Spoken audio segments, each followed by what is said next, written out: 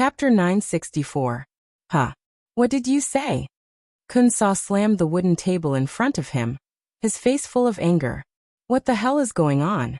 How can there be the 5-star army in front of us? Weren't they heavily injured by General Keegan? I don't know. Wooly G shook his head. This time, he was not lying. He really did not know anything. As soon as the army came out, they bumped into the new army of heavy cavalry. Their equipment and combat power were not as good as the enemy's, so they were defeated in just one confrontation. How could they figure out what happened? Fortunately, Wooly G did not need to explain anything. Scouts poured into the tent one by one. General, we found enemies on the left side of the army.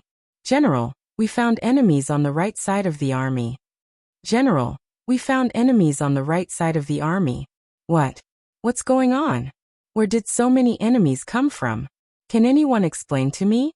With a face full of anger, Kun Sa slammed the wooden table in front of him several times. The wooden table was on the verge of collapse, as if it would collapse at any time. Following this shout, the tent was so silent that even a pin drop could be heard. Obviously, no one knew how to answer this question. This result was completely different from what they had expected, and it made them unable to think for a while. But the truth would answer everything. A flaming arrow suddenly shot into the main tent, and the flames rose. Soon, the tent was burned to a crisp, and the temperature in the main tent rose. Wooly G also shouted, "Not good, the 5-star army is coming. General, quickly give the order to retreat." Retreat? Yes, retreat. After a moment of shock, Kun Sa gave the order to retreat. At this moment, he did not have time to think about why there were so many 5-star army in his camp. Now he only thought about how to escape and save his life. 2 red signal flares were fired into the sky. Originally, only the 5-star army had entered the barracks.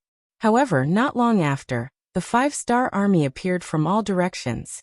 They held fire arrows and set fire to the barracks one after another, causing the horses to whine incessantly. Many of the cavalrymen in the Ely army couldn't even get on their horses. They were either shot to death, burned to death, killed, or captured. Fortunately, it was nighttime. Kun Sa and Wooly G led 5,000 cavalrymen and charged in one direction. Eventually, they managed to force their way out. After losing 2,000 cavalrymen, they managed to break through the encirclement of the Light Cavalry Regiment. The Light Cavalry Regiment had always been known for their speed. Frontal clashes on the battlefield were not their forte. In the end, Commander Ma Xiangshan could only watch the enemy retreat and sigh loudly. The massacre in the barracks was still ongoing. The results of the new army's training in the past 2 years were proven on the battlefield. The soldiers raised their sabers, waved their arms, and demonstrated what they had learned in their daily training. They treated the living enemy cavalrymen in front of them as scarecrows on the training ground, repeatedly cutting them down. These new soldiers who had joined the battlefield in the past 2 years were already qualified in terms of organization, discipline, and individual qualities. Now they only lacked actual combat experience to kill the enemy and see more blood. Tonight's battle made up for their shortcomings and gave them the opportunity to grow into qualified and even excellent soldiers. The battle lasted until noon the next day, and the Ely army was completely defeated. In this battle, they killed more than 6,000 enemies and captured more than 20,000 enemies. The new army's actual actions once again made a great contribution, and their reputation spread far and wide. Poor Kun Sa came with 30,000 soldiers, but when he escaped he only had 3,000. Other than the war horses and the sabers in his hands, he left everything behind. It could be said that he was battered and exhausted. Reality gave them a solid slap in the face, and they finally realized that the Wallace Yeshen was right. The 5-star army was indeed not to be trifled with. Kun Sa led 3,000 cavalrymen and retreated like crazy. They retreated to Shajing City, which was 300 miles away. There they met the Walla army, who had already occupied the city. Only then did they feel relieved. When they completely relaxed, Kun Sa's anger rose again. This time, although he was defeated by the 5-star army, he was defeated by the enemy's conspiracy. The two sides did not fight face to face, and this made him very unconvinced. Therefore, after a good night's rest, he went to see the Wara leader Yeshen in Shajing City, and expressed his intention to join the five-star army in World War II. Compared to 6 years ago, Yeshen had become a lot more mature, especially after Tuachuo Buhua was killed by him. The aura of a superior was even stronger. In the courtyard of the former Shajing City government office, Yeshen met with Kun Sa. When he heard that Kun Sa wanted to send troops to inflict heavy losses on the five-star army and avenge more than 20,000 of his soldiers, he did not refuse. Instead, he asked politely, "How many cavalrymen does General Kun Sa have now?" 3,000, but they are all elites, Kun Sa answered without hesitation. Oh, only 3,000 cavalrymen? I thought General Kun Sa had 300,000 cavalrymen. After chuckling coldly, he suddenly roared, "I don't care what kind of status you had in the past. Right now, you are nothing more than a small general with 3,000 cavalry. Where did you get the confidence to speak to me like this? Men, throw him out of the courtyard." Yeshen's sudden change in attitude made Kun Sa's expression very ugly. He still wanted to struggle, but more than a dozen new soldiers rushed forward and lifted him up. They carried him out of the courtyard and threw him onto the street. It was also at this moment that Kun Sa remembered Yeshen's character. This was a man who only cared about benefits and benefits. For benefits and benefits, he would even kill his own brothers at any time. Coming into contact with such a person was like asking a tiger for its skin. After being thrown out of the courtyard, Kun Sa was helped up by the soldiers waiting outside the courtyard. He then left with an angry look on his face. He left Shajing City and went straight to the rear. He had already received news that Ili's army was coming from the direction of Ili City, which was his real home. Someone told Yeshen the news of Kun Sa's departure, but he was not moved. He had to admit that he was indeed afraid of Yang Qindong from the bottom of his heart. Unless it was necessary, he did not want to make an enemy of Yang Qindong. Kun Sa, with only 3,000 cavalrymen, wanted to ally with him. He would not do such a stupid thing. What he needed to think about now was how to drive Baiming's army out of the grasslands. For example, the nearby Sambulakwin would be his next target. Sambulakwin City. Shi Wanshan, the chief of the Xian Mansion, who had retreated in defeat, returned here with nearly 190,000 defeated soldiers. Originally, he wanted to reorganize here and then launch a counterattack to retake Jingzhou City and Shajing City. However, he did not expect the Datong army to be defeated so quickly. He was not ready yet, and Walla's main force was already in front of him. Not only did they take over Jingzhou City and Shajing City, which he had abandoned, but they also threatened the safety of Sambulakwin City. In other words, even if Shi Wanshan wanted to retreat now, he had to be prepared for an attack when he left Sambulakwin City. Shi Wanshan, who was originally ambitious, felt a little sad that the war had reached this stage. He hated the officials of the imperial court, who only knew how to pursue their own interests and did not care about the overall situation. He hated the incompetence of Datong's chief of the army Yang Hong. If he did not have such a big appetite, he would not have surrounded Chaojing City and instead thought of a way to take it down. Then he would have been able to resist the allied forces of Wala and Ili. This would have created an opportunity for him to take down Shajing City and reach the rear of Wala. At that time, the opportunity for the decisive battle would have arrived. But now, the defeated army had become a fact. How difficult would it be to find the same opportunity as before? Shi Wanshan seemed to be somewhat dispirited. The expressions of the two deputy commanders beside him, Gu He and Ning Wenfeng, were not much better. However, the eunuch in charge, also known as the military supervisor eunuch, Deng Chong, said in his croaky voice, "Generals, the emperor has already sent someone to deliver an 800 li urgent message. He said that the court is currently sending reinforcements. This time, with Governor Shi Hung as the leader, they will assist us and send troops to the grasslands. Our current mission is to defend Sambuji River. We have to be like a nail nailed into this place. If we dare to retreat, we will be punished according to military law." After saying this, Deng Chong could not help but let out a sigh. Although he didn't know much about military affairs, he knew how difficult it was for a lone city to defend until reinforcements arrived. In history, there might be people who relied on a city and defended it for half a year, or even longer. But without exception, Those who defended it were all big cities with enough provisions to last them for a long time. In contrast, Sambulakwin did not have such conditions. The city walls were low, only about 20 feet high. Scaling ladders could easily be placed on top of the city walls. The provisions in the city were not sufficient, and even the water supply was not enough to satisfy the needs of the army. Under such conditions, it would be a big problem for anyone to defend it. Report. While the four of them were still hesitating about what to do next, a scout suddenly came to report that 30,000 soldiers had defeated the 5-star army. The main general, Kunsa, only managed to escape with 3,000 soldiers.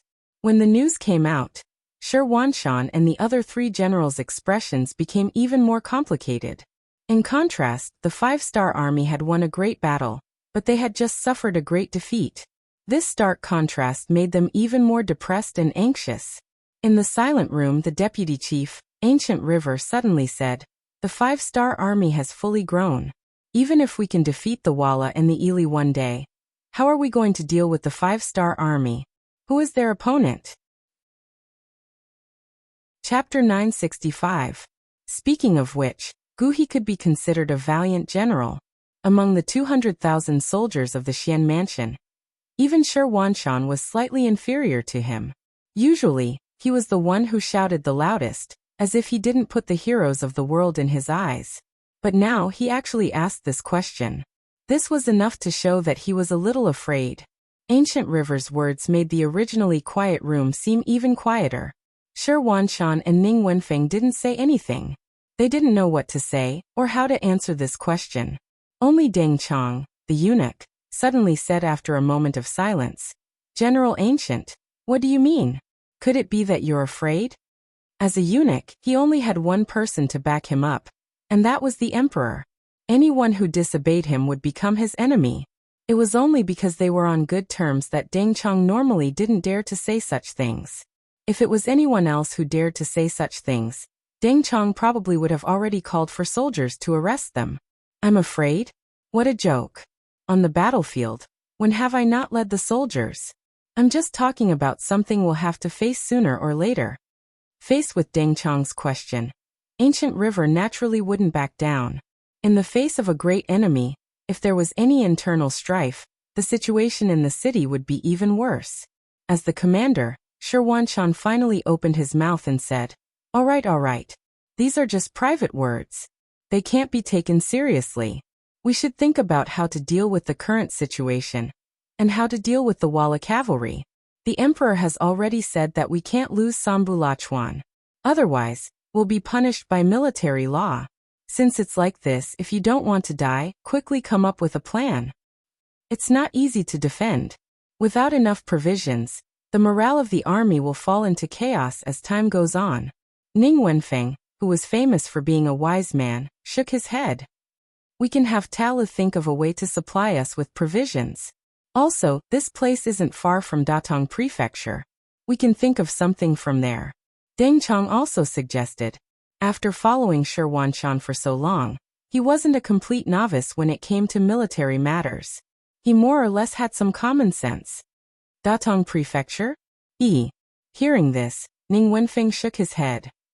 Right now, their main force has retreated to the Ningxia Guard. They must be scared out of their wits. It's impossible for them to support us. I fear that they don't even have the courage to open the city gates. As for Tulu City, we can order them, but once we leave, there aren't that many guards left there to begin with. It's already not bad for them to be able to defend the city. They will be able to hold on. Duke Zhongdan won't let anyone take Tulu and threaten the Han people. Shirwanshan interjected with certainty when this topic was brought up. This was also what he was not worried about. Perhaps the emperor had also seen this point. Otherwise, he would not have ordered them to defend Sambulakwin to the death. Instead, he would have ordered them to retreat to Tulu City.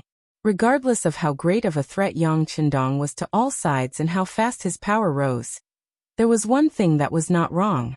He had taken care of the great Ming people, or rather the Han people. This situation was seen by everyone. Since this was the case, with his temper, there was no reason for him to allow Tulu City to be attacked. On this point, Even Shirwanshan was full of admiration for him. When it came to Yang Qindong, Ancient River interjected. Hey, do you guys think we can have someone send a letter to the Duke of Loyalty and ask them to transport supplies for us? Others might be afraid of the Walla and Ely allied forces, but the 5-star army shouldn't be afraid. Is that okay? The 5-star army doesn't have many troops in Origin City. Do they have this kind of ability? Deng Chong also heard the interest and asked. Don't think about it. It's impossible. Ning Wenfeng refuted. Afraid that the two would not believe him, he then explained. Everyone is not stupid. We should be able to see the ambition of the Duke of Loyalty. In the future, there will be a day when we will become enemies. Since we are enemies, it would be good if they don't step on us when we are in dire straits. How can they support us? Besides, do we have money to pay them? If I remember correctly, the Emperor still owes the Duke of Loyalty 11 million taels of silver. As Ning Wenfeng spoke, the expressions of Shirwanshan and the others constantly changed. Especially the eunuch Deng Chong. His expression was very unsightly. After all, his master owed the other party money, and was not firm in his words. He was only a small chess piece in his master's eyes. What else could he say? The four of them sat for an entire afternoon, and still couldn't come up with a better idea. In the end, Shirwanshan could only say, forget it. It's a blessing, not a curse. Let's just hand over the problem. Since the Emperor wants us to guard here, there are some things that can be solved with help. Otherwise, we can't blame anyone if we can't defend the city. By the way, I have to trouble Eunuch Deng with this matter. You know the situation in the city. The army can only eat for 20 days at most. After 20 days, I'm afraid the city will collapse. This eunuch knows. I will go back and write a secret report to the Emperor. Deng Chong said seriously. This was no longer a matter of whether or not he could complete the task. It was related to his own life. He couldn't help but take it seriously. First City Young Mansion. The new army had won another great battle, killing and capturing nearly 30,000 enemies. The news of victory was sent to Yang Qindong. He just glanced at it and put it aside. This was within his expectations. If the new army couldn't defeat the enemy, then it wouldn't be called the new army. Ely underestimated the enemy, so it was only a matter of time before they were defeated. He wasn't worried. What he needed to consider now was the changing situation in front of him, and what he needed to do. For example, what kind of changes would happen to the situation on the battlefield? Yang Qindong was a person who liked to take 3 steps at a time. This time, the sudden appearance of Ely's cavalry was beyond his expectation. It was also not within his plan. However, since they had appeared, of course, he wouldn't be polite. That was why he ordered the new army to attack. Facts proved that they won this battle without any suspense. However, this didn't mean that there was no problem. On the contrary, what Ely would do next was a problem that he needed to consider. Only by estimating all the possibilities and making preparations could they ensure that the 5-star army would be able to face everything safely during the mission. All along, Yang Qindong had been doing this. Every battle under his command didn't seem to require much effort or danger. However, this was the result of his careful calculations and strategies. Otherwise, even if he had weapons that were a few hundred years ahead of this era, he wouldn't be able to achieve such great results in such a short time. Then the problem appeared. What would Ely do next? Would he choose to swallow this loss silently, or send out a large number of troops for revenge? For years ago, he left Beiming's capital in the name of returning to his hometown to pay respects to his ancestors. He left to help the Southern Ming Empire deal with the Yellow Bandits. Since then, he had started his own journey. The only difference was that the farmers earned grain, the merchants earned money, and the politicians earned reputation. What he earned was merely a country. To build a country, it wasn't as simple as fighting and killing. Wasn't there an old saying that went, "It's easy to conquer the world, but hard to defend the world"? How to manage these territories well, and use them well was the time to show one's true ability. Fortunately, with the experience of the later generations and some of the goods in the warehouse, he was able to create a lot of value. With money, it was easy to do things, and the territory he conquered was stable. But after all, his foundation was too weak, so the local management couldn't keep up with the pace of his expansion. Just like now, he could command his troops and had the ability to conquer more territory, but how to defend it had become a big problem. For example, the territory in front of him wasn't small, and it was vast but sparsely populated. Once he defeated the enemy's main cavalry, it wouldn't be difficult to occupy it. Similarly, because the territory was vast but sparsely populated, the number of civilians needed was really difficult for him. In other words, he had the ability to defeat the enemy, but he didn't have the strength to occupy the enemy. Even so, now was the time to occupy Ely, which meant that it wasn't the time to fight the enemy. Sigh, I used a lot of effort to defeat the enemy, but I can't ask for any benefits. It's really not interesting. With a sigh, Yang Chendong called Beta Persei. He wanted to send a message to the Mabe army thousands of miles away, and ask them to do something. Yang Chendong was calculating. He needed time to accumulate enough strength, such as excellent management personnel after occupying a piece of land, the people who needed to move in and out, the development of this area in the future, what kind of factory to build, what kind of sunshine to point to for the people, and so on. Like him, Baiming was also calculating. In the capital of Baiming, the ministers reached a consensus at the court meeting. Sambulachuan must be defended. Only in this way could they give Governor Shi Hung enough time to prepare for a big battle with Walla on the grassland, and win the final victory. The consensus was reached, but the situation in Sambulachuan was there. The city was not big, the city walls were not high, and the food and water stored inside were very limited. With such a medium-sized city, it was impossible to stop the combined forces of Walla and Niliali. Commander Shi is a general who can fight. The Battle of Xian Mansion and the Battle of Tulu City have proven his ability. Now he has nearly 200,000 troops in his hands. As long as the provisions can keep up, there shouldn't be a problem to defend the city. At the court meeting, Minister of War Yi Ming stood up and expressed his opinion. Yi Ming's words attracted the silent support of many other ministers. But then Minister of Works Shi Pu stood up. Minister Yi is right, but the key problem is how to guarantee the provision on time. Chapter 966. Yes. Where is Minister Jean?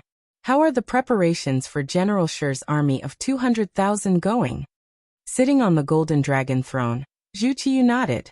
His gaze turned toward the Minister of Appointments. Jean Lian stood in the group of officials. Hearing Dai Zong call out his name, he immediately stepped forward with a board in his hand and said, Your Majesty, the provisions have already been transported to the Xian Manor. According to what I know, a portion of the provisions will move with the army. A portion of the provisions need to be transported to the front lines once every 3 to 5 days. Based on this, most of the provisions should still be in the Xian Manor. Then send it over. Hearing that the provisions had already been prepared, Zhu Qiyu's face was filled with joy. However, after saying this, he realized that the entire hall had suddenly fallen silent. It was as if there was something wrong with what he had said. Fortunately, there were some officials who were good at understanding people's hearts. Minister of Justice Su Yozhen stepped forward and said, Your Majesty, the difficulty right now is that the provisions can't be transported up. Presumably, the area around Sambulachuan should be filled with Yeshin's cavalry. If we send them up now, it's no different from sending sheep into a tiger's den. Yes. Zhu Qiyu's face turned bright red. Although he had already been the emperor for 6 years, he had never been on the battlefield. His understanding of war was only from what he read in books. After Su Yozhen's reminder, he knew that what he had just said was a bit too hasty. His face turned red. In order to eliminate the effects of what had just happened, he thought of a way to divert everyone's attention. He looked at Shi Hung in the group of generals and said, Governor Shi, when will the newly gathered 200,000 soldiers be gathered and sent to the battlefield? Your Majesty. Shi Hung bowed and said, The gathering time will take around 15 days. After all, 200,000 people is not a small number. As for when they will be able to reach the battlefield, if they rely on their legs, it will probably take another 1.5 months to reach Sambulachuan. However, if I work hard, 2 months should be enough. 2 months? This answer caused the officials who were participating in the court meeting to whisper to each other, and discuss spiritedly. If it really took 2 months, Sambuchuan might really fall. If that was the case, the 200,000 soldiers in the city would be devoured. This would undoubtedly be a heavy blow to Baiming's military strength. On the dragon throne, Zhu Qiyu shook her head. I'm afraid 2 months won't be enough. How about this? If anyone has any way to transport the provisions to Sambulachuan, feel free to share it. The ministers couldn't help but shake their heads like rattledrums. To break through the formation of the Wala cavalry and transport so much grain into the city, there was only one word to describe it: difficult. After waiting for a long time, no one came forward to provide advice. This made Zhu Qiyu very angry. Normally, all of them would claim to be patriotic ministers and would love to dig out their hearts for him to see.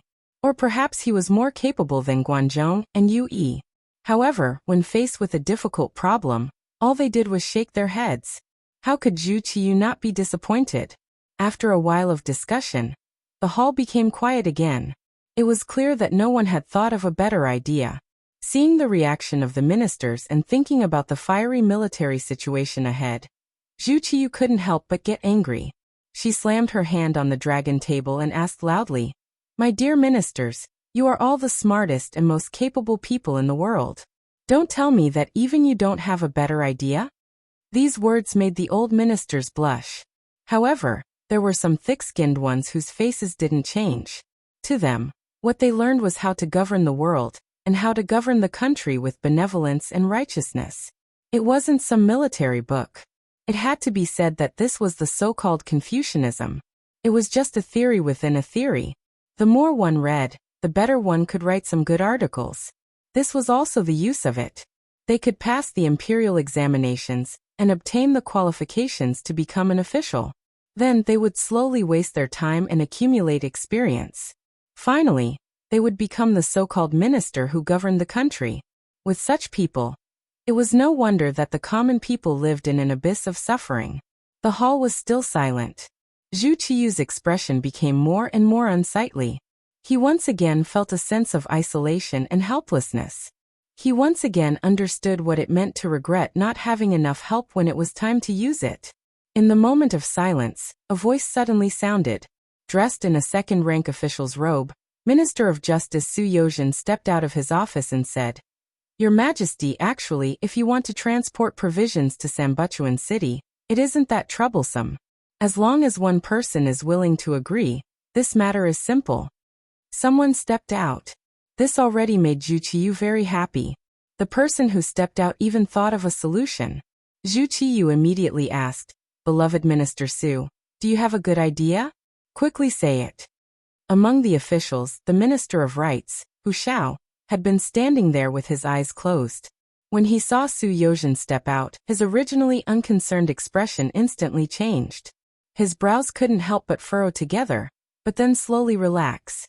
Yang Chendong had already told him that Su Yozhen was also a person of the same path. However, in these past few years, the two didn't have much contact. Perhaps it was because they didn't feel at ease with each other. They only silently cooperated with each other on some matters. If they could cooperate, they would also silently support each other in private. Hu Xiao naturally understood Su Yozhen a little. He was smart, discerning, able to see the situation clearly, and had smooth and slick methods.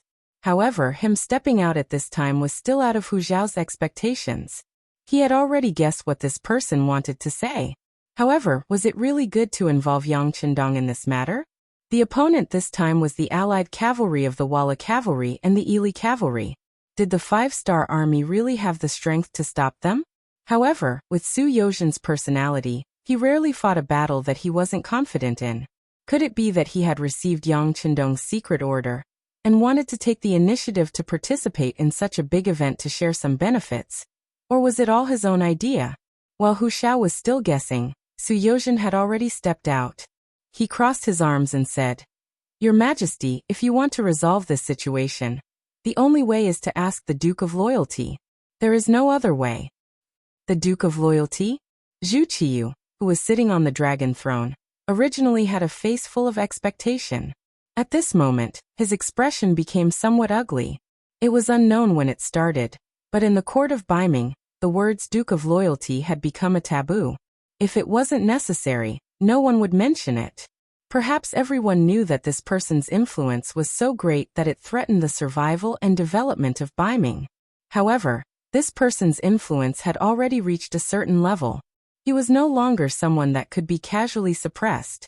Since there was no way to deal with him, it was better not to mention him. This could be considered as out of sight, out of mind.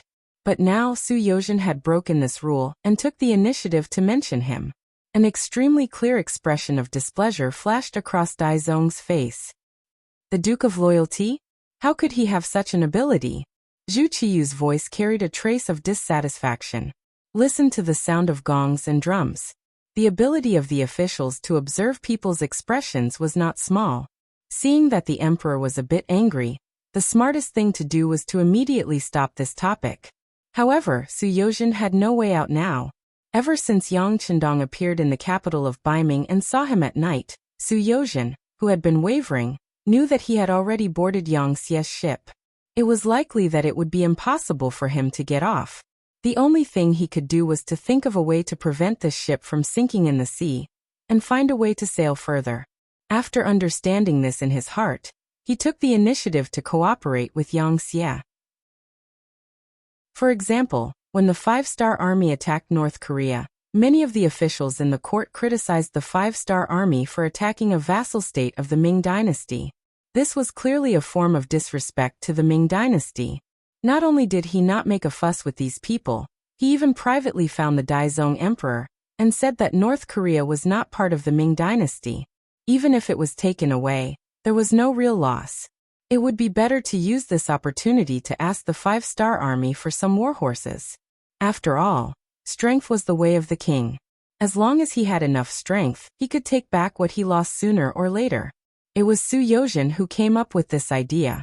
He originally wanted to reprimand the Five-Star Army, and even the Daizong Emperor, who sent troops from Liaodong to support North Korea. He thought that compared to the vassal state being captured, it was more important to strengthen oneself. After all, North Korea was not the first vassal state to be captured. Zhu Qiyu agreed, and Su Yozhen joined forces with some courtiers who were on good terms with him. In the end, when they finally took down the Joseon dynasty, Yang Chendong only had to pay the price of 50,000 war horses. Moreover, it wasn't for free. It was a loan to the Northern Ming dynasty, which had to be converted into silver and returned in the future. Of course, he owed too much.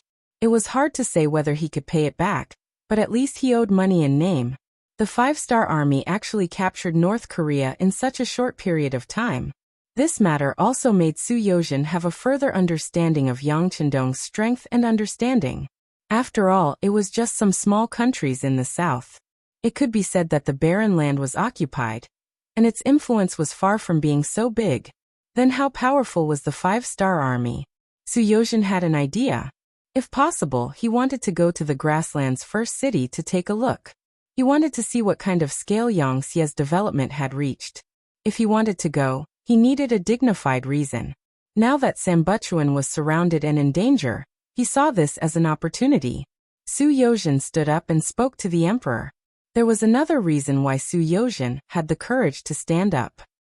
He believed that Yang Chendong did not want to see the 200,000 Biming soldiers in Sambuchuan get eaten by the grassland's foreign tribes. It was to cater to this idea that he chose to take the initiative to attack. Chapter 967. Your Majesty, Sambulachuan is not far from the first city. Since the Duke of Zhongwei can gain a foothold there, he must have military strength as his backing. If we can ask him to help, it shouldn't be a big problem for him to only transport grain, and not help in the war. Su Yozhen stood up and said in a guessing tone. The important thing was that he emphasized one thing, which was that Yang Chendong would not help Biming. He would only help to transport the grain. He said this in order to stop Zhu Qiyu's mouth and make things clear first.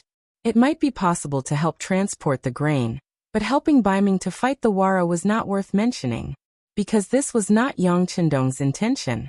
Originally, when Zhu Qiyu heard Yang Chendong's name, he had such an idea and asked the Duke of Zhongwei to send troops to help. Your title was given to you by the great Ming dynasty. Now that the great Ming dynasty was in trouble, it was not too much to ask for your troops. But when he heard Su Yozhen's words, he knew that he might have thought too much. However, he still wanted to try harder. After all, if Yang Chendong was really willing to participate in the war, whether they could win the war or not, at least they could get someone to share the firepower. But before Zhu Qiyu could speak, Governor Shi Heng had already stood up. He cupped his fist and said, "Your Majesty, Minister Su's words are very reasonable. The Duke of Zhongwei can help us transport the grain. As long as we defend Sambulachuan for 2 months, our army will arrive. At that time, the situation will be completely one-sided. At that time, our army's victory will be expected, and our Baiming army will not need any help." Shi Heng suddenly stood up, not because he had discussed it with Su Yozhen in advance. He just didn't want Yang Chendong to take advantage of it. In his eyes, Baiming's army was powerful and invincible. One day, even the Duke of Zhongwei and his 5-star army would be trampled under his feet. But if he owed the other side a big favor now, how could he fight the war in the future? Shi Heng was looking at things from a long-term perspective, which was why he said those words. As the main representative of the military, Zhu Qiyu knew that it was impossible to ask the Duke of Loyalty to send troops to participate in the battle. He could only nod his head and say, "All right, since that's the case, Minister Su, in your opinion, who should be sent to the Duke of Loyalty and Courage?" As he spoke, Zhu Qiyu's gaze swept across the group of courtiers. Unfortunately, many of the officials did not even raise their heads. In their hearts, asking for help from the Duke of Loyalty was not a good task. "Your Majesty, this idea was thought of by this subject, so this subject is naturally willing to go." Su Yozhen wanted to take this opportunity to test Yang Chendong's strength. Naturally, she wanted to go. Since the other courtiers were unwilling to go, it saved him a lot of effort, and he didn't have to worry about anyone competing with him. It was Su Yozhen who took the initiative to step forward. Zhu Qiyu was overjoyed. Thinking of seeing a loyal official in a time of danger, he couldn't help but value Su Yozhen more.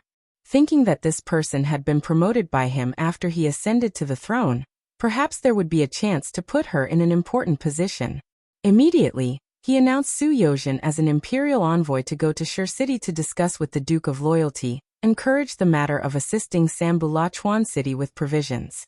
For the sake of convenience, he gave Su Yozhen the power to act and the power to mobilize the soldiers of Xianfu.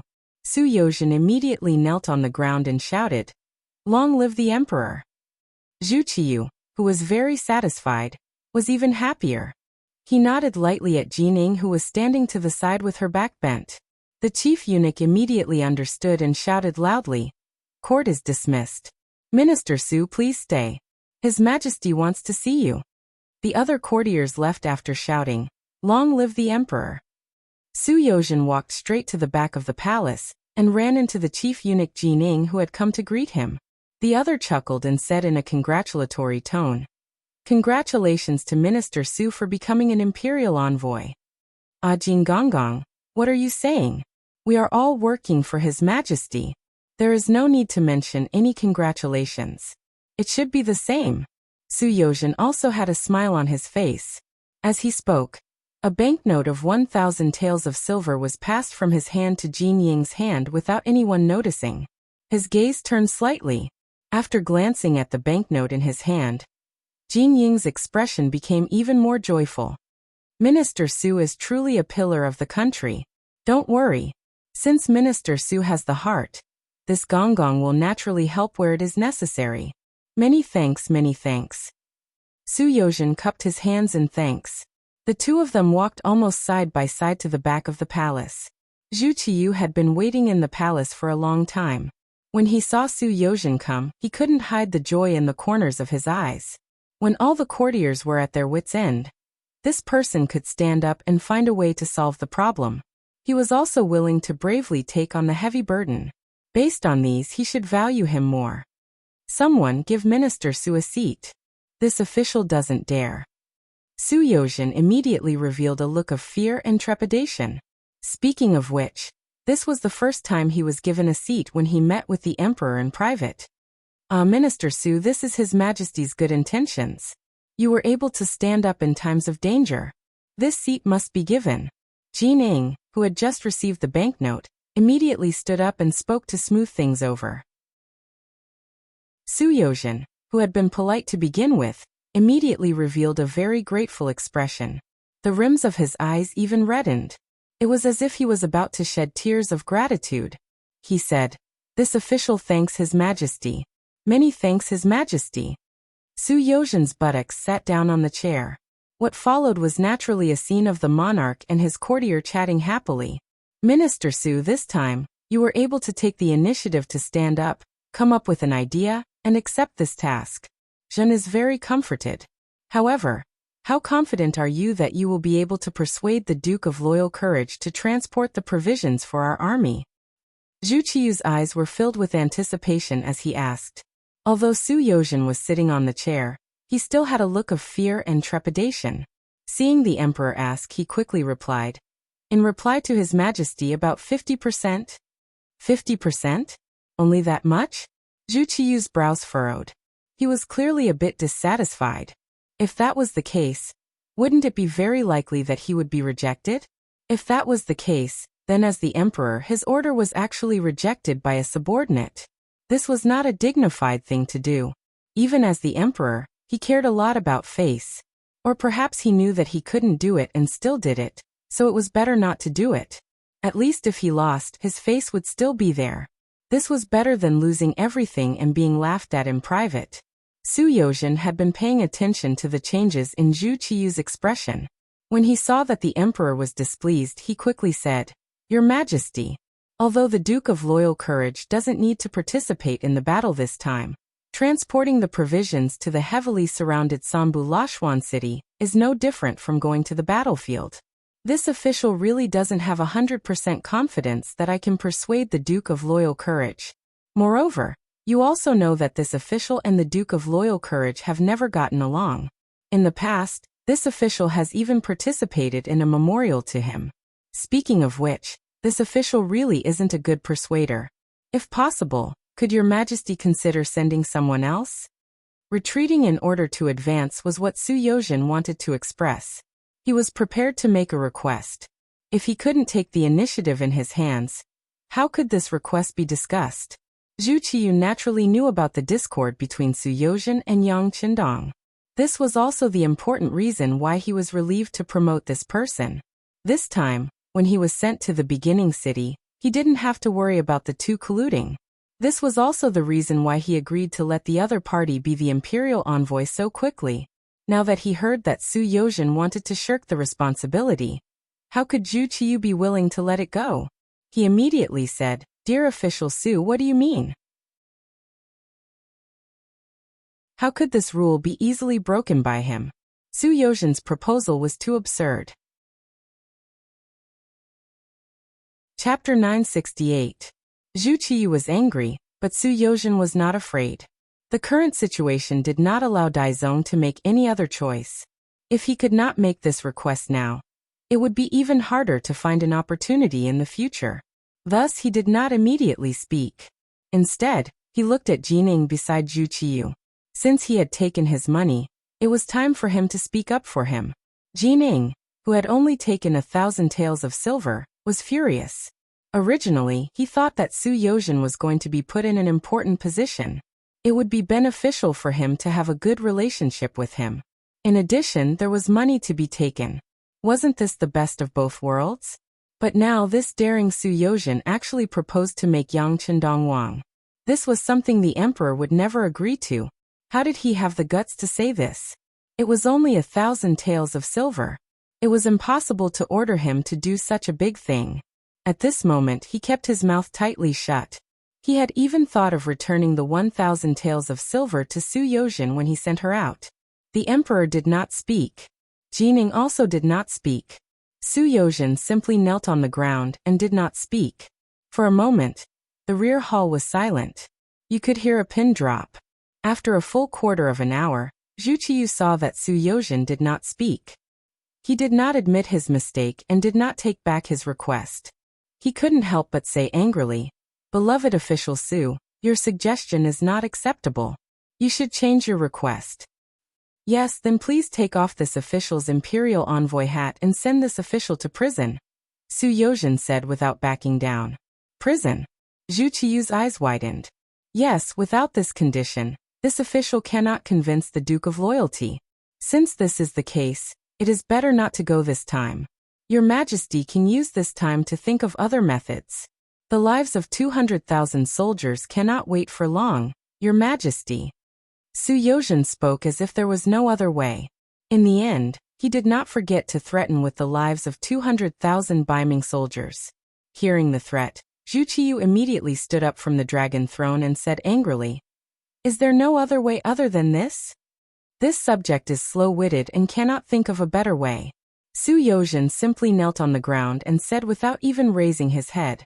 He knew that this was a risky move, but if he succeeded, the return would be worth it. If he could help Yang Qindong ascend to the throne, his achievements would naturally not be small. In the future, when the 5-star army was formed, he would be able to take the opportunity to obtain more benefits. Seeing that Su Yozhen had no intention of backing down, Zhu Qiyu was so angry that his entire body was trembling. He had thought that this person had come up with a good plan. It turned out that she wanted to confer the title of king on Yang Qindong. That being the case, it was not impossible for anyone to take this decision to force Yang Qindong to transport grain, or even to send troops. To the side, Jining hadn't thought that the situation would be in such a deadlock. Seeing the Emperor's dragon countenance grow angry, she immediately urged, "Your Majesty, please calm down. Your Majesty, please calm down. You must not harm your body over such a small matter. If Your Majesty believes this subject, please go to the back of the hall to rest. This subject and Minister Su will have a good discussion." Fine, it is impossible to confer the title of king. This matter must be completed. Minister Jin, do as you see fit. Zhu Qiyu really wanted to punish Su Yozhen, but he was worried that other than this person, no one else would be willing to step forward to solve the problem. He could only take a step back and see what the head eunuch beside him had to do. Zhu Qiyu left angrily.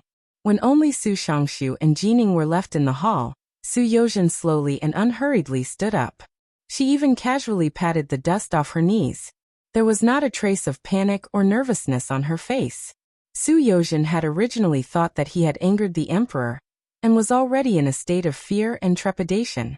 Unexpectedly, he was not afraid at all, and even had the time to put on an act.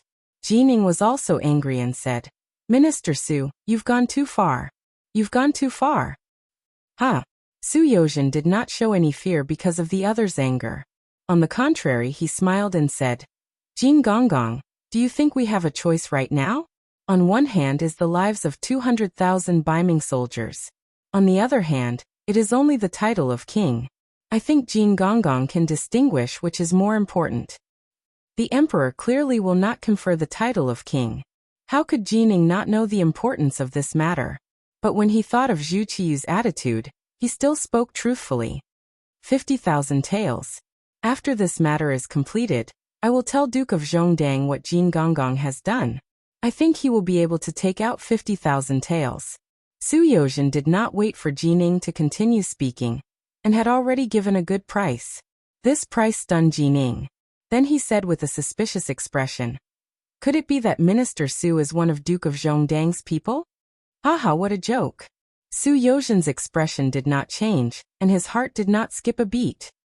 Everyone knows what I have done to Duke of Zhongdang in the past. How could I be one of his people? This minister only thinks that this should be what Duke of Zhongdang wants. When the time comes, taking the opportunity to ask for some silver taels should not be excessive. Duke of Zhongdang is rich. I think many people know this. This explanation temporarily dispelled Jin Ying's misgivings. When he thought about it, it was true. Yang Qindong had wanted the title of king for a long time. This was something everyone knew. Su Yozhen was just using his title. But when he thought of the emperor's angry expression just now, he said inwardly, "The matter of being conferred the title of king is not a child's play. I'm afraid the emperor will not agree so easily." 100,000 taels. Once again, Su Yozhen took the initiative to raise the price. This time, there was a trace of seriousness in her tone. This is already the upper limit. I'm afraid that even if this minister personally makes a move, I can only obtain this from Duke Zhongdan. I have given my own share to Duke Gong. If it really doesn't work, then there is no need to discuss anymore. If the emperor is angry at me because of this, then this minister will accept it. Once I leave the palace, I will go to the prison and not trouble others. The benefits doubled again, reaching 100,000 taels of silver. Jining, who had already been moved, was completely defeated by the money. His expression changed again and again. He thought to himself, it was just conferring Yang Chendong the title of king with a different surname. It was not like he was handing over the country to him. He could get 100,000 taels of silver. That was half of his wealth. At the same time, he could solve the emperor's problem. Why not? Jining did not immediately speak. After Su Yozhen saw this, he knew there was a chance. He continued. The matter of conferring a title of king with a different surname has already been broken by the Southern Minging sect. We Baiming are just following suit. It is not much. Besides, even if it is a title of king, we can still do something about it. Oh, what is there to do? Jining was interested.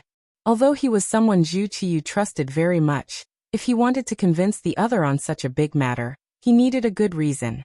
Su Yozhen knew this meant that Jining had agreed. Now, it was time to solve the problem from a practical point of view. He immediately said what he was thinking. Jin Gonggong, since ancient times, the title of king has been given based on the fief. Then, we can give the Duke of Loyalty the title of Bugnam of Gojoseon. This is equivalent to us giving him the fief of the southern wastelands. At that time, the one who will have a headache will be Ying sect. What loss will we have? Bugnam of Gojoseon. Hearing this title, Jining could imagine how angry the Southern Ming Emperor would be after this matter. He might even be furious. This should be what the Emperor wanted to see. He could vent the Emperor's anger and resolve the crisis in front of him. He could even get 100,000 taels of silver. No matter how he looked at it, this was a suitable transaction.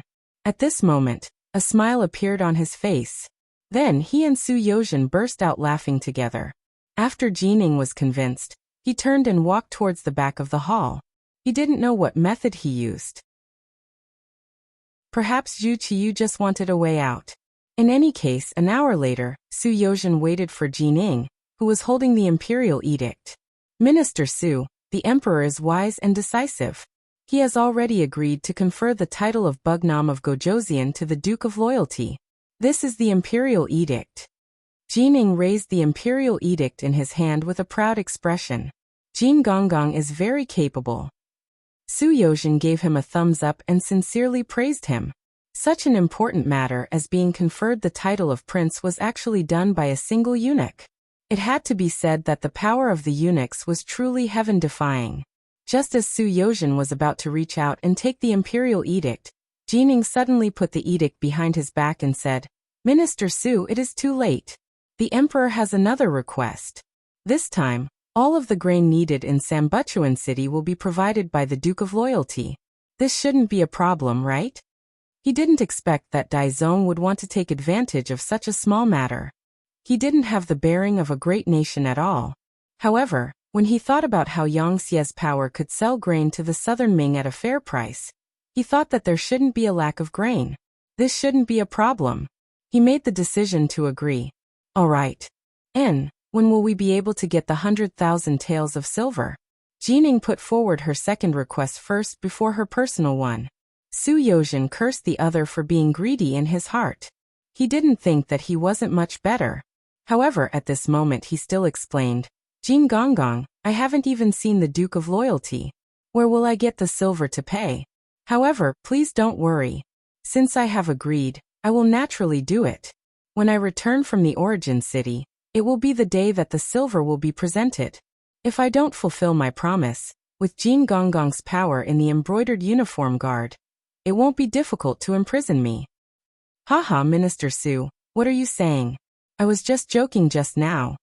After getting the answer he wanted, Jining immediately laughed and handed the imperial edict to Su Yozhen.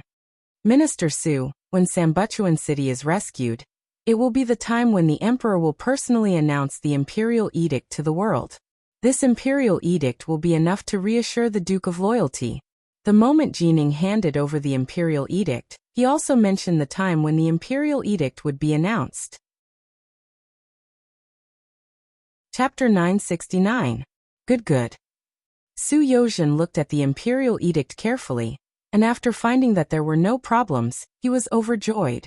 With this imperial edict, he had made a great contribution. With this contribution, his position in the Yangtze would be secured. After all the officials left, Su Yozhen returned to his residence in the capital when it was almost dark. Then he ordered people to prepare his luggage and left the capital early the next morning. Under the protection of 1,000 guards, he left the capital from Beiming to the Xian mansion. On the plains, after several days of preparation, under the orders of Yeshen, the Wara began to attack the city of Sambuchuan. They used the Beiming red coat cannons to bombard the city walls and used their own spears to attack the enemy's shields, causing Shi Wanshan's forces to be under considerable pressure and casualties. Fortunately, there were many generals in the city. Under the leadership of Commander Shi, nearly 200,000 Beiming generals took turns to defend the city, and the two sides quickly entered a stalemate. The Wara were mostly cavalry, and they were not very good at siege work. Although they had the advantage of the red coat cannons, the number of shells was limited, and it did not take long before they ran out of ammunition. Seeing the strong will of the Beiming army to resist, Yeshen knew that the cannons could not achieve their goal of capturing the city, so he sent people to the Ili dynasty to ask for reinforcements. If there were any benefits, the two sides would share the benefits equally. Ili town was located to the north of Hutao, east of the Ili dynasty, and was an important transportation hub. At this moment, a virtuous official, Sayyid Ali Apel, who was also the prime minister of the Ili dynasty, was receiving General Kun Sa, who had just returned from the front lines in defeat. After Kun Sa met with Prime Minister Apel, he recounted how he had failed to negotiate with the five-star army, and how he had been ambushed by the enemy. Then, with an aggrieved expression, he begged the Prime Minister to avenge him, as well as the loss of 27,000 soldiers. Apu was a famous minister in history. He had great foresight and was very opinionated. He did not take Kun Sa's words at face value. Instead, he comforted Kun Sa and advised him to get some rest. Then, he called for Kun Sa's lieutenant, Wu Liji, and one of the 50 soldiers who had followed Kun Sa and Keegan. Through talking with them, he learned the truth of the matter. Seated alone in his residence, Arab had an extremely complicated expression on his face. He had already investigated the matter. First, he and Keegan spoke rudely, which led to their nose being cut off. Then, they thought they knew the truth about the five-star army and wanted to launch a night attack. In the end, they were ambushed and defeated. Speaking of which, all of this seemed unreasonable, but in fact, the ones who were at a disadvantage were the cavalry of Ili. As their prime minister, he also had to do something. Otherwise, the morale of the army would be greatly affected. If that was the case, it would be difficult to lead the army. In front of him was all the information about the five-star army sent by the Scouts and Intelligence Department. Arab received an answer. The five-star army was powerful and had great financial resources. They were an extremely difficult opponent to deal with. Especially the speed of their development, it gave people a feeling of stupefaction. He even had a premonition that if he allowed the five-star army to continue developing like this, he was afraid that there would be a day where a huge battle would break out between him and the five-star army. If that was the case, it would be impossible for him not to fight even if he wanted to. Since there was going to be a battle sooner or later, why not take advantage of the fact that the other party wasn't ready for a bloody battle? Even if they couldn't destroy the five-star corps, they could use this battle to deplete the other party's strength and give themselves more time to develop. Arab was a very far-sighted person. It was like when others could only see one step ahead, he could already see 2 steps ahead. For the future, in order to maintain the general situation of the grassland, he finally made preparations to attack the five-star army. Arab, who had not slept the whole night, welcomed General Kun Sa, who had rested for the night. The Prime Minister then said in a very confident tone, "The five-star army has used despicable means to hurt our army. If we can tolerate this, what else can we do? For the sake of Ili's dignity, this time we must teach them a lesson." The Prime Minister is wise, Kunsa said excitedly after he received the support. Uh-huh. Arab nodded and changed the topic. It's just that the 5-star army is not so easy to deal with. Since we are going to fight, we must find a way to win. An alliance with the world of Wara is inevitable. How about this? Our army will go to the Shajing area first and discuss with Chief Yeshen before we fight. This general obeys. When Kunsa saw that this was going to be a big fight, he was so excited that his face turned red. It was time for him to make a contribution and take revenge. This time, the Kingdom of Ili sent a total of 180,000 troops at Yeshen's request. Apart from the 10,000 cavalry, 20,000 infantry, and 30,000 cavalry that were killed by the 5-star army, the rest of the 100,000 cavalry and 50,000 infantry were all brought to the battlefield. This time, in order to achieve the goal of severely damaging the 5-star army in one attack, Prime Minister Arab gave the order, and the 150,000 troops set out from Ili city to the Shajing area, which was a few hundred miles away. In the Hatau area, only General Bomir from the world of Wara and his 80,000 cavalry and 20,000 infantry were left. Even so, the Datong soldiers were still scared into hiding in the Ningxia garrison and did not dare to take a step out. After all these years of development, Yeshen's strength had also grown. He now had a total of 270,000 troops, of which 20,000 were infantry, and the rest were cavalry. Other than the 100,000 troops that were left behind to guard the Hatau area, he still had 170,000 cavalry soldiers. Most of them were brave warriors who could fight in battle, so they were not to be underestimated. It was a pity that cavalry soldiers were good at destroying their opponents while moving. Siege warfare like this was not their forte. Just like now, even after using up all 100 of the Baiming's red coat cannons, they were still unable to take down Sambu Lachuan. At this moment, they could only sigh as they looked at the heavily damaged city not far away. Reporting, Lord Chief, the Prime Minister of the Ili Kingdom, Ali Pu, personally led a total of 150,000 soldiers from Ili Kingdom towards us from Ili Kingdom. The scout half knelt and reported the battle situation. Arab is here, Hahagut. With them, it won't be difficult to capture Sambuchuan city. Haha. Hearing this, Yi Xian was naturally overjoyed. Truly, a pillow came when one was sleepy. At the same time, in the Yang residence in Genesis City, Yang Chendong received a report from the scouts on the front lines. The report stated that Ali Pu was leading 150,000 soldiers to the Shajing region. But his intentions were unclear. Standing in front of the sand table, Yang Chendong stood there for a long time, but he did not understand the main point. He was thinking about a question. Who was the target of the Ili army this time? If they were coming for the Baiming army, then why didn't they come with Yeshen? Why did they only come after the vanguard suffered a loss? Was it possible that they were here to take revenge? Did they really have the guts to do so? As the saying goes, the ignorant are innocent. The power of the 5-star army was known by the nearby grassland tribes. Therefore, the 5-star army had long become an existence that no one dared to provoke.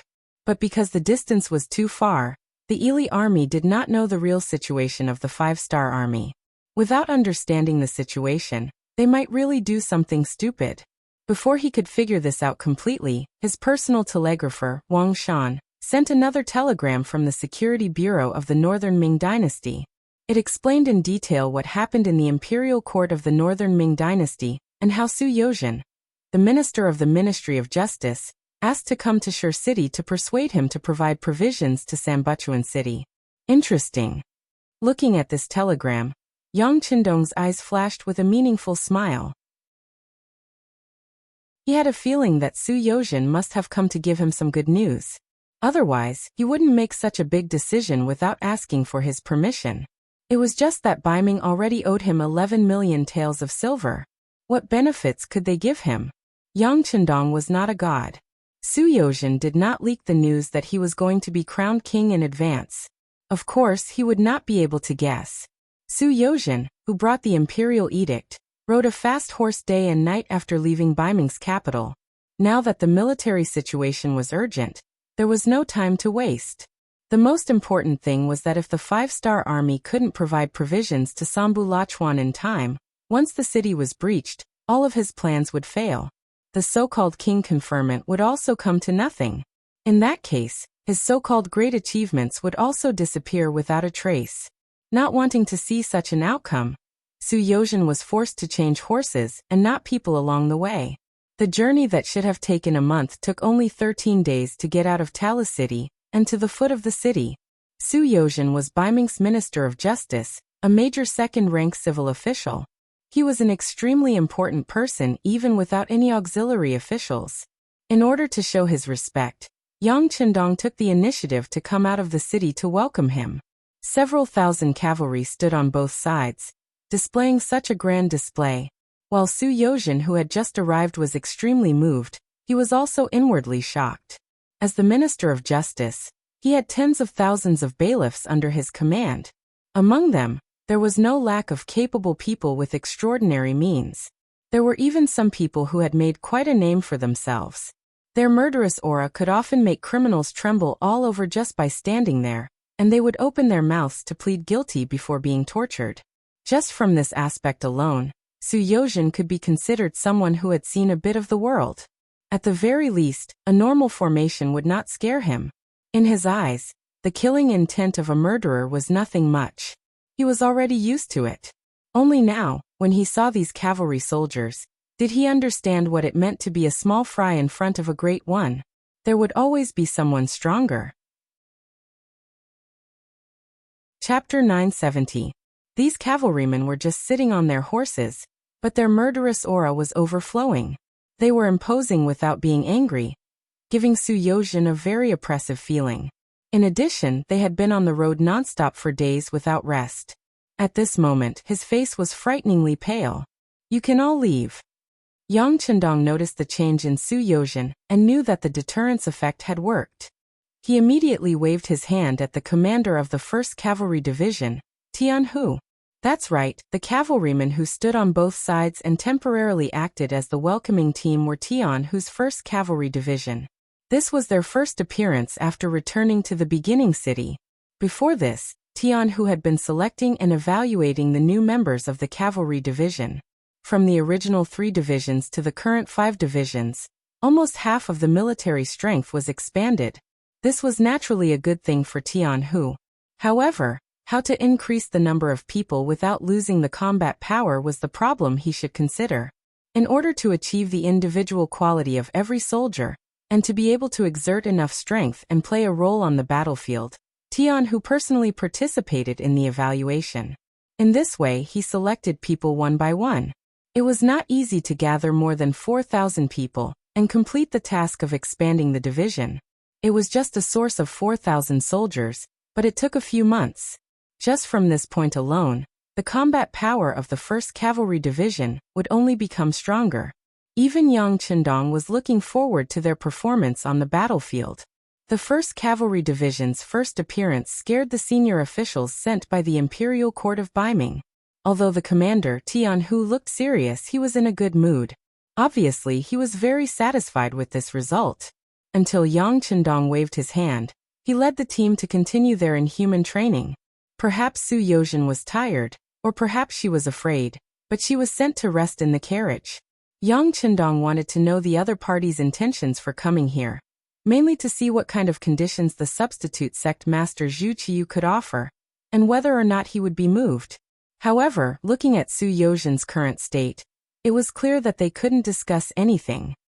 He had no choice but to arrange for him to stay in the guest house at the beginning of the city and wait for him to rest. Su Yozhen had a good sleep. He slept from the afternoon all the way until the next morning. When he opened his eyes and woke up, he felt much less tired. At this moment, it could be said that his ears and eyes were sharp, and he was full of energy. After waking up early in the morning and changing into clean clothes, Su Yozhen was attracted by the hawkers outside the guest house. He decided not to ask someone to prepare breakfast. Instead, he decided to go out for a walk and try the local snacks. Under the protection of a squad of soldiers in the open and in the dark, Su Yozhen came to the street. He saw a very bustling scene. a street market that was not inferior to the morning market of the capital. When he saw the people in costumes of various races walking in a friendly and harmonious manner on the wide street, and the peddlers selling food, clothes, necessities, and toys were next to each other, and there were people standing in front of each stall, he could not help but ask the guide arranged for him by the guest house curiously. Everyone is from different races. How can they get along harmoniously? How can the language problem be solved? What if there is a dispute? The guide was a man in his 30s. He was originally a squad leader of the new army, but his leg was injured in a battle. He could not gallop freely on a horse, so he retired and worked in the guest house. As someone who had seen much of the world, he had received countless guests and encountered all kinds of questions. He was not surprised by Su Yozhen's curiosity at all. Instead, he explained with a face full of enthusiasm.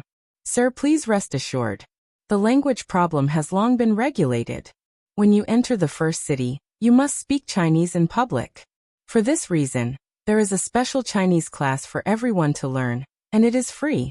In the first city, only after learning Chinese can one be allowed to do business. When everyone speaks Chinese, there is naturally no problem of language barriers. Once there is a dispute, there will be special management personnel to judge who is right and wrong. However, at the same time, any fighting is prohibited in the city. Otherwise, no matter who is right or wrong, they will be severely punished. Facing the guide with a smile, Su Yozhen first nodded and then shook his head. There were also laws in the capital. If one did something bad or wrong, one would be locked up in the Ministry of Justice. However, such things could not be eliminated. Why was there also a law to regulate it? It seemed that the public security in the first city was very orderly. Until now he had not seen a case of an argument, let alone a fight. Huai Yu was puzzled and could not help but ask again. The law here must be very strict, right? It was no wonder that Su Yozhen would have such a thought.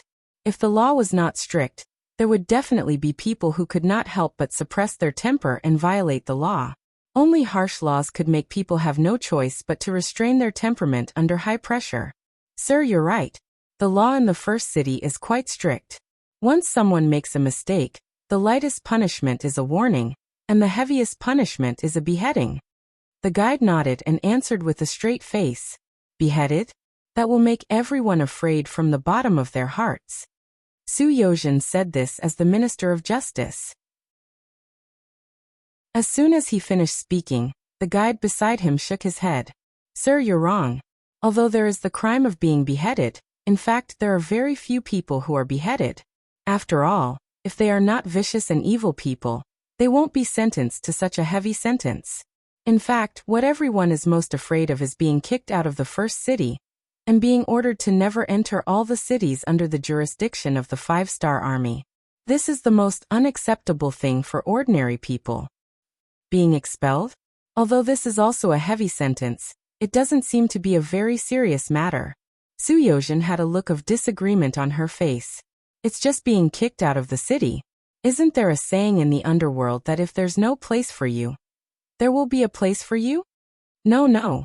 Sir, you don't know, but all the cities under the control of the 5-star army are guaranteed safety. Once you enter such a city, it's equivalent to having a guarantee of safety. This guarantee is something that the grassland people didn't have in the past. They're used to wandering around, especially in recent years.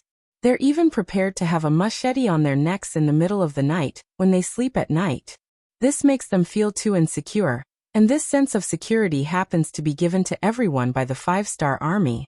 Therefore, the right to live in the city is precious to many people. At this point, the guide introduced with a smile. Sir, if you don't believe me, you can go and see if the people in the city have a relaxed smile on their faces.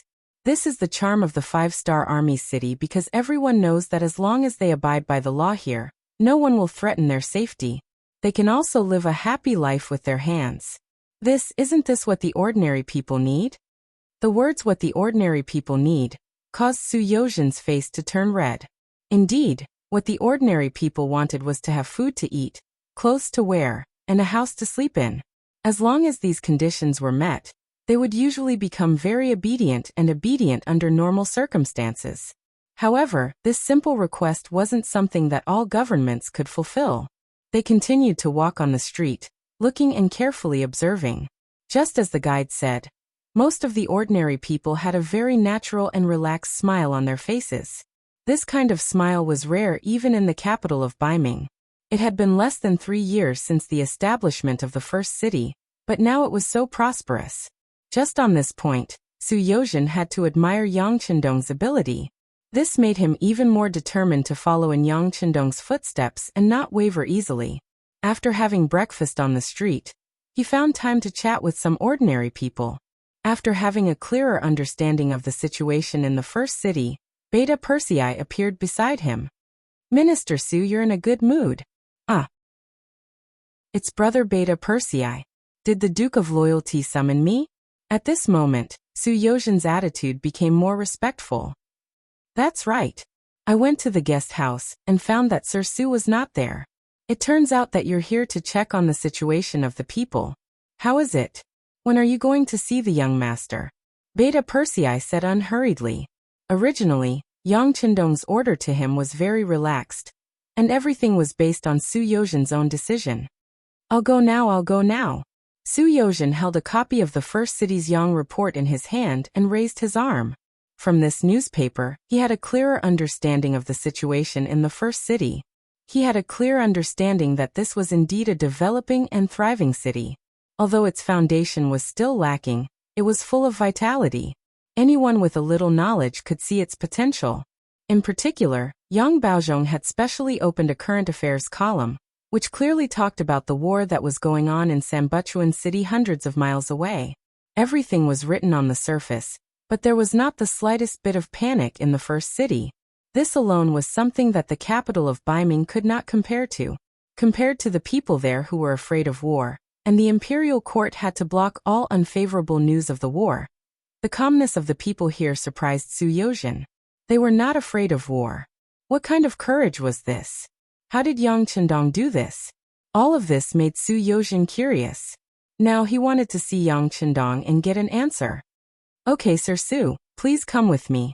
Yang Er smiled as he led the way. Su Yozhen was in the middle of the group. It was unknown when, but many soldiers in civilian clothes had appeared behind her. They were protecting her very tightly. After all, Su Yozhen came to represent the face of Baiming. There must be no accidents. Chapter 971. In the Yang residence, various fruits had already been placed on the stone table in the courtyard, and the freshly brewed tea leaves were still steaming. When Su Yozhen arrived, she saw Yang Qindong looking at Yang Bao leisurely. This was almost a daily homework for Yang Qindong. He would learn about what happened yesterday through the newspaper. If he thought something was important, he would pay extra attention to it. When necessary, he would order people to deal with it. This not only made him closer to the people, but also gave them a sense of loyalty and courage, which increased the importance of Yang Bao in the first city. "Young master, Lord Su is here." Beta Persei's voice could be heard from a distance. When Yang Qindong turned his head, he saw Su Yozhen standing there respectfully a few steps away. His head was slightly lowered, and he looked like a subordinate meeting a superior. Yang Qindong was not surprised that Su Yozhen would have such an attitude. With the reminder that he had personally gone to Baiming's capital last time, and seeing the prosperity of the first city this time, as long as there was nothing wrong with his brain, he would know what kind of attitude he should have after seeing him. "Come, Minister Su, come and take a seat." Yang Qindong waved his hand while he was still far away. Su Yozhen quickly agreed and hurried over. As he walked forward, Yang Qindong's voice could be heard again. "Beta Persei, pass down the order. If there is nothing particularly important this morning, the young master will not see any guests." "Understood." Beta Persei agreed and left. Soon, there was the sound of the courtyard door closing behind him, indicating that Yang Qindong was going to have a long talk with him. Su Yozhen hurried over and sat down opposite Yang Qindong. When he looked up, his eyes were filled with curiosity, doubt, and even admiration. Yang Qindong saw Su Yozhen's performance from the corner of his eyes and smiled in his heart. If a capable person wanted to control him, he would have to show more ability. Clearly, he had done it now. "Minister Su, you've traveled thousands of miles to come here. You must have something to teach me, right?" But I wonder if it's good news? It's good news, great news, sixth young master. After being stared at by Yang Qindong, Su Yozhen's original intention of playing with him disappeared. She stretched out her hand and took out her trump card, the imperial edict that conferred the title of king. His original intention to bargain was no longer there. The only thing left was how to make Yang Qindong happy and please him. Sixth young master, this is the imperial edict of bestowment that I have spent a great deal of effort to get from the Daizong emperor. Please take a look and see if you are satisfied. Coronation imperial decree. Yang Qindong, who had originally ignored everything that had happened, had a change in expression at this moment. Yang Qindong had tried many times to be bestowed the title of king, but the great Ming dynasty's ancestral system was there. It was obviously difficult and not easy to succeed. But as the Yang faction's influence continued to expand, this thought also faded away. Could it be that if he didn't become king, he would have no power? Could it be that if the great Ming dynasty didn't recognize him, his Yangxia wouldn't exist? He just didn't expect that a good thing like being bestowed the title of king would fall on his head when he had already given up on it. With a trace of excitement, Yang Qindong opened the imperial edict under the golden cover. Holding the imperial edict in his hand, he looked at the words one by one.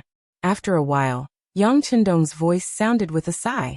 Bugnam of Gojoseon, he, although there are other motives, the Daizong emperor has indeed put in some capital this time. Presumably, the things he needs me to do won't be too small. What kind of person was Yang Qindong? How shrewd and ruthless was his vision? Just the title of Bugnam of Gojoseon made him see a lot of problems. There was no need to mention the word martial. His various actions had already proved that this word was really appropriate to use on him. The word south had some meaning. It meant that the small countries of the southern barbarian that Yang Qindong occupied were all in the south. He himself should also be in the south. As for the matters in the north, he didn't need to worry about them. Although it was just a title, the Daizong emperor of Baiming still expressed his intention. That was, he hoped that Yang Qindong wouldn't stay in the north and would go to the south to cause trouble for the southern Ming. The sixth young master. This title was reported to the Daizong emperor after much consideration. I think this is the only way for this title to be granted. If there is anything inappropriate, I hope that the sixth young master will forgive me. Su Yozhen lowered his head and said these words with a slightly guilty conscience. He couldn't tell if Yang Qindong really liked this title, but he didn't dare to hide the things that should be said. He also had to express the attitude that should be expressed. Feeling Su Yozhen's cautiousness, he sighed in admiration. This person was indeed worthy of being a powerful official in history. His ability to observe people's expressions and see through people's hearts was truly extraordinary. However, since he was already granted the title of king, his wish had been fulfilled. As for the title of king, he didn't really care. Could it be that if he was granted the title of Bugnam of Gojoseon, he would only be able to move about in the south? Turning his head, he folded the imperial edict and put it aside. Yang Qindong's face revealed a sincere smile. What is Minister Su saying? Being granted the title of king is enough. What is inappropriate about it? Don't think too much. Come, let me toast you with tea in place of wine. I don't dare, Su Yozhen said as he stood up. Yang Qindong had already laughed heartily and drank the tea. Then he gestured for Su Yozhen to sit down. Minister Su, there are no outsiders here. It's just the two of us. There's no need to be so formal. I won't call you minister anymore. How about I change it to Brother Su? That's good. Su Yozhen nodded continuously. From the moment he entered this small courtyard, the initiative was completely in Yang Qindong's hands. What he needed to do was to conform to this person. Yes, Brother Su. In order to achieve this imperial edict, you must have put in a lot of effort. Tell me more about it. Yang Qindong asked with a smile on his face. He had thought of many ways to achieve this but failed. Now that Su Yozhen had done it, he wanted to reward him. Yes, sixth young master. The situation is like this. Su Yozhen knew that this was not the time to be polite. He told him about his proposal in the imperial court, as well as the discussion he had with the emperor and eunuch Jining in the back of the palace. Yang Chendong sat there and listened attentively. From time to time, he would nod and cooperate with Su Yozhen's speech. When Su Yozhen stopped talking, he laughed loudly and said, "You only gave Jining 100,000 taels of silver in exchange for the title of king?" "Yes, that's the only condition." Su Yozhen nodded, but he was shocked. He knew that Yang Chendong was rich. The goods sold by the Beyond Heavens trading company in the capital were all profitable. 100,000 taels of silver was not a problem for him. However, transporting food to Sambuchuan was not an easy task. No matter how he looked at it, this person did not seem to care.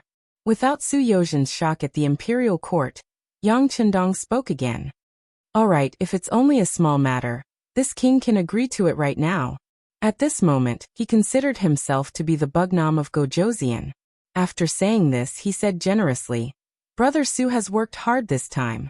Naturally, you should be rewarded. How about this? I will give you 200,000 taels of silver as a reward."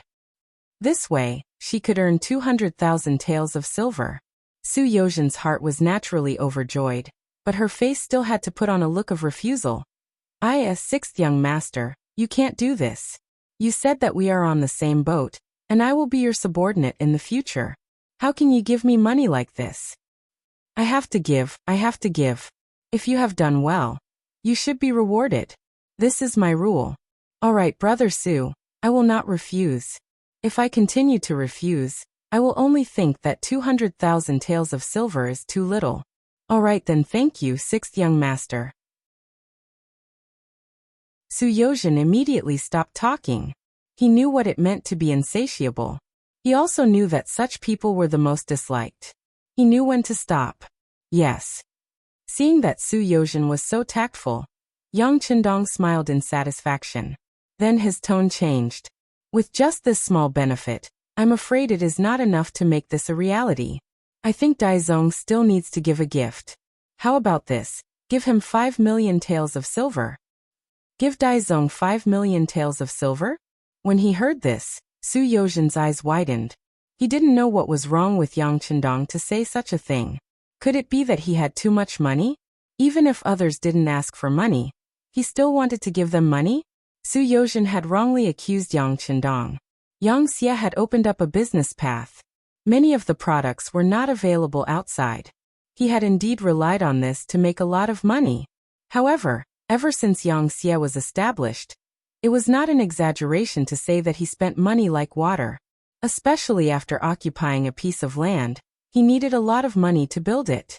Many of the small countries that he occupied had not been able to fully display their usefulness. There was no way to get back the money, and they still needed Yang Xie's constant financial support. One place was like this, 2 places were like this. When the land was like this, Yang Xie did not have a lot of money in his hands. Although it could not be described as having too much money to make ends meet, he still needed to think carefully before casually giving out 5 million taels of silver. Even though he knew this, Yang Chendong still did it. The reason was because of what Su Yozhen said. Daizong had written an imperial edict, but if he wanted to announce the matter of him being crowned king, he needed to wait for Yang Chendong to resolve the crisis in Sambu-Lachuan City. However, would the truth really be like this? Would Daizong go back on his word? Right now, he didn't want to see the 200,000 Baiming soldiers fall, so he had no choice but to crown himself as king. Once the crisis was resolved, if he didn't want to, he would have 100 or even 1,000 reasons to not fulfill his promise. At that time, what would Yang Chendong do? Would he start a war with Baiming? Let's not talk about whether or not Yang Xie had such strength now.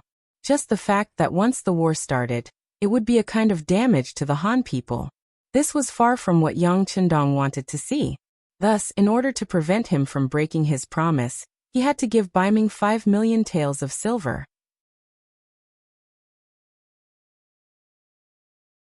Chapter 972.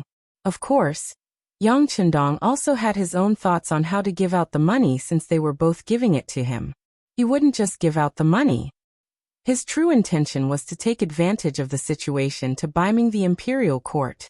Brother Su, has Baiming always been short of money? Yang Chendong had just said that he would give her 5 million taels of silver.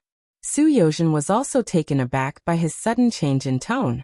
However, she quickly nodded her head and replied, "That's right. Ever since the Northern Ming Empire started recruiting soldiers, there has never been an abundance of silver. Because of this, the agricultural tax has been pushed forward to 3 years later, causing the commoners to complain. This method of drinking the blood of the commoners is wrong. It might succeed for a while, but it will only bring more trouble. This is not what a wise person would do," Yang Chendong said in disagreement. The previous emperors all knew that water could carry a boat, but it could also sink it. However, there were only a few who could do this. Yes, all the officials in the imperial court know this, but there is no other way. Su Yozhen also shook her head. In her heart, she thought that not everyone was as capable as the 6th young master, who had the ability to turn stone into gold. He didn't know what Su Yozhen was thinking, and he didn't have the time to think about it. Yang Chendong changed the topic again. "I remember that Baiming wanted to copy this prince's bank. That is a very profitable business, so why didn't they do it?" Sigh. When this matter was mentioned, Su Yozhen seemed to have changed into a different person. Her face was filled with anger as she said with righteous indignation, "Yes, when we saw that the Yang family's bank was so prosperous and could gather the commoners' money for use, Baiming the imperial court also wanted to copy it. This matter was even placed on the desk of the 6 ministers. But before the bank was built, the officials had already rushed in like a swarm of bees. This yamen was short of money, and that department was short of money. Just the price they quoted was an astronomical figure.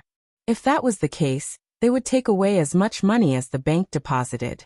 In the end, the matter came to an end. Oh, right, at that time, Baiming also wanted to take over the Yang family's bank. They didn't succeed either. Ha ha ha. Hearing that Baiming wanted to take over Yang Chendong's bank, Yang Chendong couldn't help but laugh. He had known this for a long time. Back then, he had used the name of a mercenary army to win the defense of the capital, causing some people to be wary of attacking the rat for fear of breaking the vases. Afterward, he had marched south to make his name and prestige known. Reality had proven that wealth without strength would only make one an existence that others could bully. But now, as Yangxia continued to expand, not even Baiming dared to carelessly attack him. They could only watch as the Yang clan bank continued to expand, but there was nothing they could do about it. Seeing that Yang Chendong seemed to be in a good mood, Su Yozhen cautiously asked, "6th young master, you didn't give this 5 million taels of silver to Baiming to build the bank, right?" Amazing. Brother Su knows me best." Yang Chendong not only did not deny it, he even openly admitted it. You can't do that. It's like throwing a meat bun at a dog. There's no return." Su Yozhen hurriedly waved his hands, wanting to dissuade Yang Chendong. Knowing that Su Yozhen was thinking for him, Yang Chendong put on a grateful expression and said, "I naturally understand Brother Su's thoughts. You are indeed doing this for the sake of this prince. But this prince said that this 5 million taels of silver was originally intended to be given to Baiming. It's within my expectations that it won't come back. On the contrary, using this 5 million taels of silver to mess up Baiming's economy is appropriate." "Mess up the economy?" Su Yozhen looked puzzled. "Yes, it's messing up the economy." Yang Chendong nodded and admitted. Since Su Yozhen came and saw the power of the first city, Yang Chendong believed that there would be no more disloyalty in the future. Therefore, Yang Chendong treated him as one of his own, and did not intend to hide anything. Yes, these 5 million taels of silver are the gunpowder that will destroy the foundation of the Northern Ming Dynasty. Unless they can really make good use of it, otherwise, some people will be blown to pieces. Seeing that Su Yozhen was still puzzled, Yang Chendong calmed down and continued to explain. "Brother Su, let's put it this way. Do you think that the current problem of Baiming can be solved with 5 million taels of silver?" "No." Su Yozhen gave an answer without thinking. This was not because he was too decisive, but the fact was originally like this. Just like Yang Chendong had a dream, the acting emperor of Baiming also had his own dream, which was to unify the great Ming dynasty and restore the glory of his ancestors. If he wanted to do this, it was not something that could be solved with 5 million taels of silver. Even if 2, 5, or even 10 5 million taels of silver were given to him, he would still have a way to spend it all. Yang Chendong knew this, but he still only took out 5 million taels of silver. This was originally a trap or bait. Brother Su, to tell you the truth, Baiming's imperial court is full of corrupt officials and eunuchs monopolizing power. There is no way out in future. Such a country will perish sooner or later. It's just a matter of time. It's just a matter of how many years the Han people will have to suffer. This was the first time Yang Chendong talked about such a big matter with Su Yozhen. At this moment, he also had a serious face and quickly digested everything Yang Chendong said in his heart. Now that the world is in chaos, there are few peaceful places. The so-called rise, the people suffer. Fall, the people also suffer. The reason for this is that the system is not right. It is because the officials protect each other, and the officials do not care about the people's opinions. My Yangtze's development is precisely because I saw these shortcomings. That is why I thought of a way to change everything and even wanted to build a new world. We will do our best to change what can be changed. As for what cannot be changed, we will directly destroy it and build a new foundation. Baiming is still alright and can be changed. At the very least, they have the kindest and purest people in the world. So what needs to be changed is only the imperial court. As he spoke, he paid attention to the changes in Su Yozhen's face. He found that although this person was shocked, he was not angry. Yang Chendong knew that this person should have seen through his ambition. He smiled and said, "However, in order to achieve the goal of change, we need to Baiming's imperial court to make more mistakes, to the point that the people no longer support them. That is the time for me to make a move. In order to achieve this goal, this king has decided to support Baiming's establishment of a bank and invest 5 million taels of silver as the foundation. It is still the same as before. If they use it well, this will be a wealth for development. If they don't use it well, this hole will only grow bigger and bigger. In the end, even if they throw their own bodies into it, they will not be able to fill it. This is the gunpowder that will destroy Baiming's foundation?" Su Yozhen finally understood and said with a face of shock. "Whether it is gunpowder or not, it will depend on what the current emperor does. I have already given out the 5 million taels of silver. Whether it is a blessing or a curse, it is all up to him. Of course, on the surface, the 5 million taels of silver is not a gift, but a loan. Moreover, this money must be placed in the most conspicuous place in Baiming's bank, so that everyone can see it." "Why is that?" Su Yozhen asked with a face of confusion. "It is very simple. With the 5 million taels of silver, everyone will feel at ease and will deposit their money into Baiming's bank. This is called the butterfly effect." Yang Chendong chuckled. Then he thought of the hole he had dug for the Southern Ming Empire. That was to sell grain to them at a normal price. Over time, the Southern Ming Empire's grain fields would be abandoned because they no longer had any value. At that time, if the Yangtze suddenly stopped exporting grain to the Southern Ming Empire, what would the result be? It would probably be a heavy blow to the Southern Ming Empire. Northern silver and Southern grain. This was the main dish that Yang Chendong had prepared for the Southern Baiming. One could only imagine how terrifying the consequences would be if they were to be activated one day. Yang Chendong naturally would not tell Su Yozhen what to do about the Southern Ming Empire. However, he did not hold back and told her everything about Baiming. Su Yozhen's neck was covered in cold sweat as she listened. In the end, she kept nodding her head. At noon, Su Yozhen stayed at the Yang residence for lunch. The sixth madam, Wan Xiaoyu, also came out to accompany her, expressing how much Yang Chendong valued her. In the afternoon, the people accompanying Su Shangshu were replaced by the guards. They accompanied Su Shangshu to stroll around the first city to let him relax. According to Yang Chendong, he would immediately prepare for the transportation of grain, but it would take 2 to 3 days. After all, it was the food for 200,000 people. In the afternoon, the logistics division commander, Yang Si, rushed over and listened to the young master's arrangements.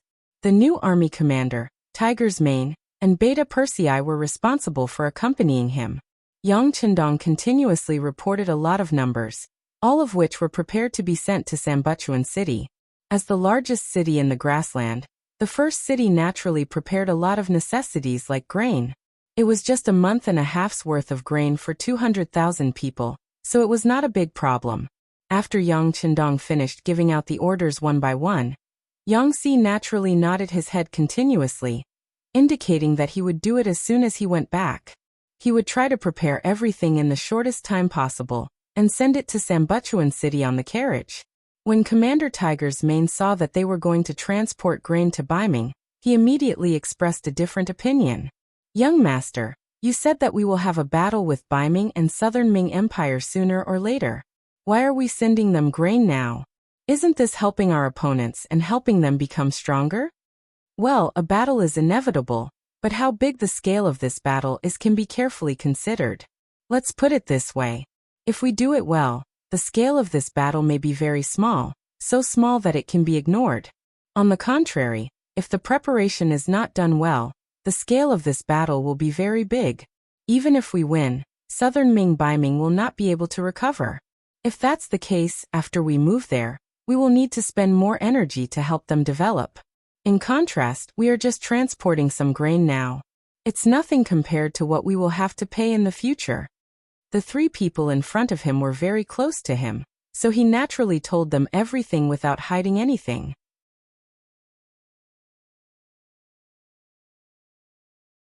Chapter 973. Beta Persei and Yang Si just nodded without saying a word. In their eyes, any decision made by the young master was the right one. All they had to do was to obey. Tiger's Mane didn't nod immediately. Instead, after thinking for a while, he suddenly looked up and said with a surprised expression, "Young master, are you planning to peacefully recover the north and south of the Great Ming Dynasty? It's impossible to achieve complete peace. We still have to fight a war, and the best way is to talk while fighting. Of course, it's too early to say this. The Great Ming Dynasty's foundation is still there, and it's far from being solved in a short period of time. A starving camel is still bigger than a horse, and we still have too much work to do." Yang Qindong looked up at the sky and said with a sigh, "Hee hee, young master, you don't have to be so melancholic. As long as you want to do something, there's nothing you can't do. Besides, our 5-star army has given the Han people so good and generous. One day, they will all be loyal to us.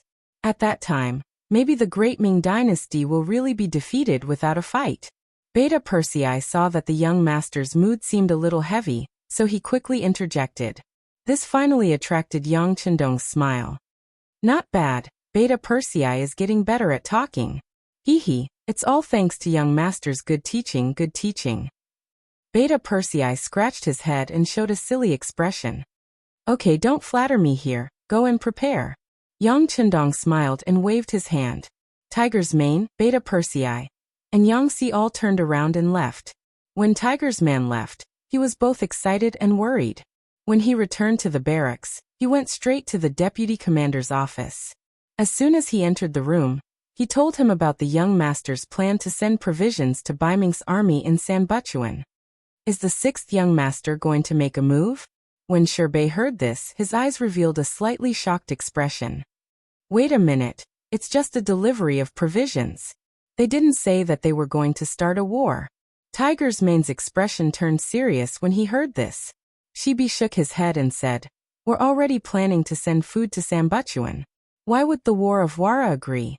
When the time comes, one of them will send food while the other won't. Do you think we should fight?" But young master didn't say anything. Tiger's Mane shook his head and said uncertainly, "The 6th young master didn't say anything. He probably has his own ideas, but it's not mature yet, so there's no need to tell us. But as the leaders of the new army, we have to be prepared in advance. How about this? We'll immediately call the staff officers over for a meeting and see what preparations we have to make once the war starts." Shibi also shook his head. Facts had proven that Yang Qindong's thoughts were not something they could guess, but it was always right to do some work in advance. Yang Qindong really didn't make a final decision to fight. If it was just sending provisions and not fighting with the War of Wara, of course, it would be the best choice, and he was willing to put in some effort for this choice. After all, the War of Wara had hundreds of thousands of cavalry in front of them. It wasn't easy to fight them, not to mention that the Ili army was moving towards Sambutuan. They were also an existence that couldn't be ignored. In line with the principle of not fighting, Yang Qindong personally wrote a letter to the head of the reconnaissance team, Ding Shan, and sent it to the tile camp. In the Wallace camp under Sambutuan, Ding Shan, who was wearing a military green uniform and a colonel rank, rode alone outside the Wallace camp. He reported his name, and said that he wanted to see the leader of the Walla, Yeshen. The 5-star army sent a representative, which was originally within Yeshen's expectations. His influence was not far from the first city, but Yang Qindong still didn't respond at all. Instead, he began to worry. Now that the other party finally sent someone, he immediately ordered his subordinate, General Ting Shu, to go out of the camp and personally bring the person back to the camp. In the main tent, the spirited Ding Shan saw Yi Xian, who sat on a tiger pelt and exuded the air of a ruler, exuding a dignified air. Ding Shan, the leader of the 5-star army's reconnaissance team, greets leader Yeshen. Ding Shan's gaze first scanned the main tent, and found that there were more than a dozen grassland boars dressed in strange clothes. All of them were tall and had fierce gazes, but he didn't show the slightest fear. Instead, he bowed to Yeshen with a calm expression. "Oh, you're a leader. As far as I know, with your status, you can be considered a top figure in the 5-star army." Yeshen looked at Ding Shan as if he could see through people's hearts. The other party was very young and had a lot of bearing, which made him unhappy. In his opinion, after entering his tent, the other party's legs should be weak and his whole body should be trembling. "I'm not a big figure, I'm just a little more courageous," Ding Shan said, degrading himself. "Yes, you're quite courageous. You dare to come to my camp alone. Aren't you afraid of death? That's right, don't talk about not killing envoys in a war. Not long ago, you guys dug out the nose of an envoy from the Ili brigade. That did happen, right?" The more he looked at Ding Shan's fearless appearance, the angrier Yeshen became. He wanted to scare the other party and let them understand that being arrogant in front of him wouldn't end well. "That's right." Ding Shan didn't avoid the topic. Instead, he nodded seriously and admitted, "That did happen. That envoy's name was Hikagan." Because he spoke rudely, his nose was dug out. "But I didn't speak rudely to leader Yeshen, right? It's not up to you to decide if he's being rude or not. Right now it's up to me to decide. Men, drag him away and dig his nose out." He waved his hand as if saying, "I'm being unreasonable, I'm being rude and unreasonable, so what can you do about it?" After the order was given, General Teng Shu stood up and walked towards Ding Shan with large strides. "Don't move," Ding Shan yelled as he stretched out his right hand and made a strangling gesture towards his neck. "If any one of you dares to come near, I'll die in front of you. Don't move." Yeshen was shocked by this sudden scene. Then he slowly leaned against the back of the chair, as if he was adjusting his emotions. After a while he asked, "Are you really not afraid of death?" "Everyone is afraid of death. But I'd rather commit suicide than fall into your hands." Ding Shan's voice was loud and clear. He didn't have the slightest intention of lowering his head just because he was in a weaker position. The soldiers of the 5-star army can't be humiliated by anyone. The loud voice reverberated in the air above the main tent, and didn't disappear for a long time. Yeshen, who was sitting at the head of the table, had an ugly expression on his face. Just now he only wanted to scare Ding Shan a little, and take control of the initiative. In truth, he didn't want to offend the war god for a small regiment commander that he had never heard of. No matter what other people said about Yang Qindong, whether it was the war god, the Duke of Loyalty and Courage, or even the title of Heavenly Khan, in Yeshen's eyes, Yang Qindong was still the war god who had stopped him from entering Baiming's capital. He would never forget the scene when the other party looked at him from afar and fired the cannons. This was a demon-like existence. At that time, Yeshen was afraid and retreated.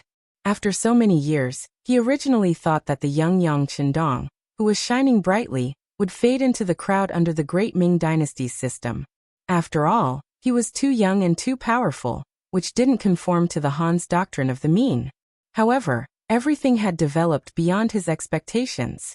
After not seeing him for 6 years, the other party had already grown into someone who could face him head-on. Furthermore, the power he controlled wasn't weaker than his own. In fact, it was even stronger. Fine, even if he couldn't do anything to the war god, he could at least find some sense of victory by bullying the people under him. Who would have thought that the regiment commander who came would be so stubborn and would threaten him with death? This time, he had lifted a rock and smashed it on his own foot. He was in a dilemma. His gaze landed on Ding Shan's face and he carefully scrutinized it. After confirming that the other party did not have any intention of joking with him, he waved his hand at Teng Shu with a stern face and told him to return to his original position. After doing all this, he looked at Ding Shan and said very seriously, "Speak, why did the war god ask you to come find me?" Ding Shan's right hand didn't move away from his neck. Instead, his left hand reached into his chest and took out a letter. With a flick of his wrist, the letter flew to the desk in front of Yes Hen. "This is a letter from our 6th young master to you. Read it and you'll understand." Reaching out to take the letter, he opened it and slowly read it. Yeshen's expression became somewhat ugly. The moment he put down the letter, he looked at Ding Shan and said angrily, "The war god wants to send food to the Baiming army that I've surrounded?" "Yes." Ding Shan nodded heavily and said, "The 6th young master doesn't want to become enemies with the Walla, so he notified you in advance. As for whether to fight or to make peace, that's up to you. Now that the letter has been delivered, if Leader Yes Hen doesn't object, this regiment commander will return to report to the 6th young master. We can't let him leave. This is simply a provocation to us." 2 other generals in the main tent stood up, their faces full of anger and murderous intent. They were one of the 4 generals that Yes Hen relied on, He Lei and Mu Tuor. Over the years, the War of Wara had gradually become stronger under the leadership of Yes Hen, and many outstanding generals had emerged. Among them, Bo Mu'er, Teng Shu, He Lei and Mu Tuor had the best performance. They were also known as Yeshen's 4 generals. This time there were 3 in the main tent, except for Bo Mu'er, who was stationed in the chaotic well city in the Hitao region. Now all 3 of them stood up and said that they couldn't let Ding Shan leave. This person was simply here to issue a letter of challenge. If they let him leave, where would the War of Wara's face go? Facing the shouts of the 3 generals, Ding Shan's expression didn't change and his heart didn't skip a beat. When he received the mission this time, he was determined to die.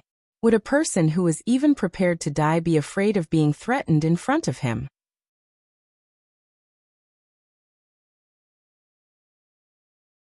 Chapter 974. Alright, let him go. Yes Hen wasn't prepared to fight with Yang Qindong. Even if he wanted to fight, killing one of the enemy's commanders wouldn't boost his morale. It would only make the 5-star army hate him even more. He wouldn't do such a thankless job. Ding Shan left. When he left, he swaggered.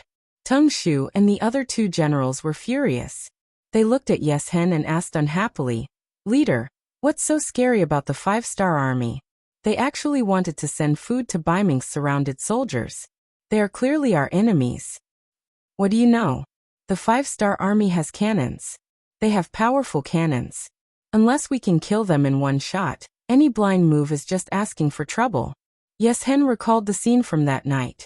A trace of fear appeared in his heart. So what if they have cannons? The Baiming army also has cannons, but they were still defeated by us. General Teng Shu said proudly. "That's not the same." Yes Hen shook his head. In his heart, Baiming's cannons were too weak. Their attack range was also very limited. It wasn't like that night. He couldn't even see where the cannons were before he was defeated. Yes Hen thought highly of the 5-star army. Another general, He Lei, said unhappily, "Leader, are we just going to watch the 5-star army send food to Baiming's army? If that's the case, we will have to pay an even higher price to take down Sambuchuan. Then what should we do? Do we have to fight against Baiming and the 5-star army at the same time? Let me ask you, if that is the case, what are your chances of winning?" He had also been angered by the questions of the other generals, so he roared back. Teng Shu and the others didn't say anything. They were nothing more than martial artists. If one were to look at them from a higher perspective, they were just fierce generals. When it came to scheming, they were far from it. Because of this, even though they were all capable of fighting, they still became Yeshen's subordinates. The three generals didn't say anything. Yes Hen waved his hand in annoyance. All right, you guys can leave first. Let me think about it. The situation of the battle kept changing. Yeshen's mind was in a mess. First, the stubborn resistance of the Northern Ming Imperial Edict Army exceeded his expectations.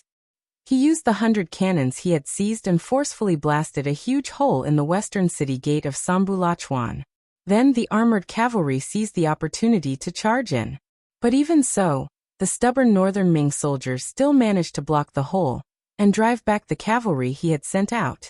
The Northern Ming army's fighting strength was tyrannical, and their willpower was tenacious, far surpassing what he had previously thought.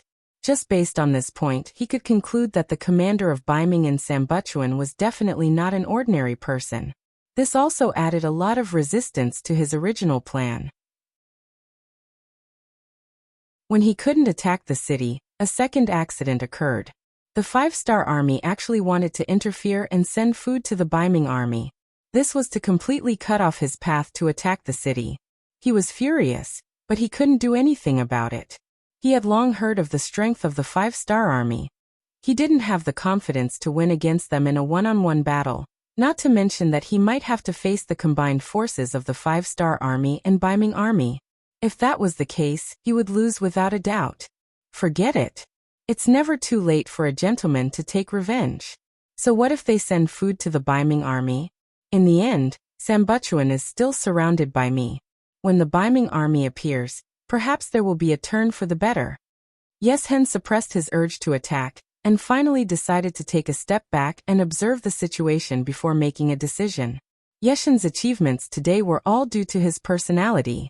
He was the kind of person who could adapt to circumstances. When he had the advantage, he would show his ruthless side. Just like when Tuachuo Buhua was defeated by Yang Qindong, he saw the opportunity and took a bite. In the end, he ended Tuachuo Buhua's life.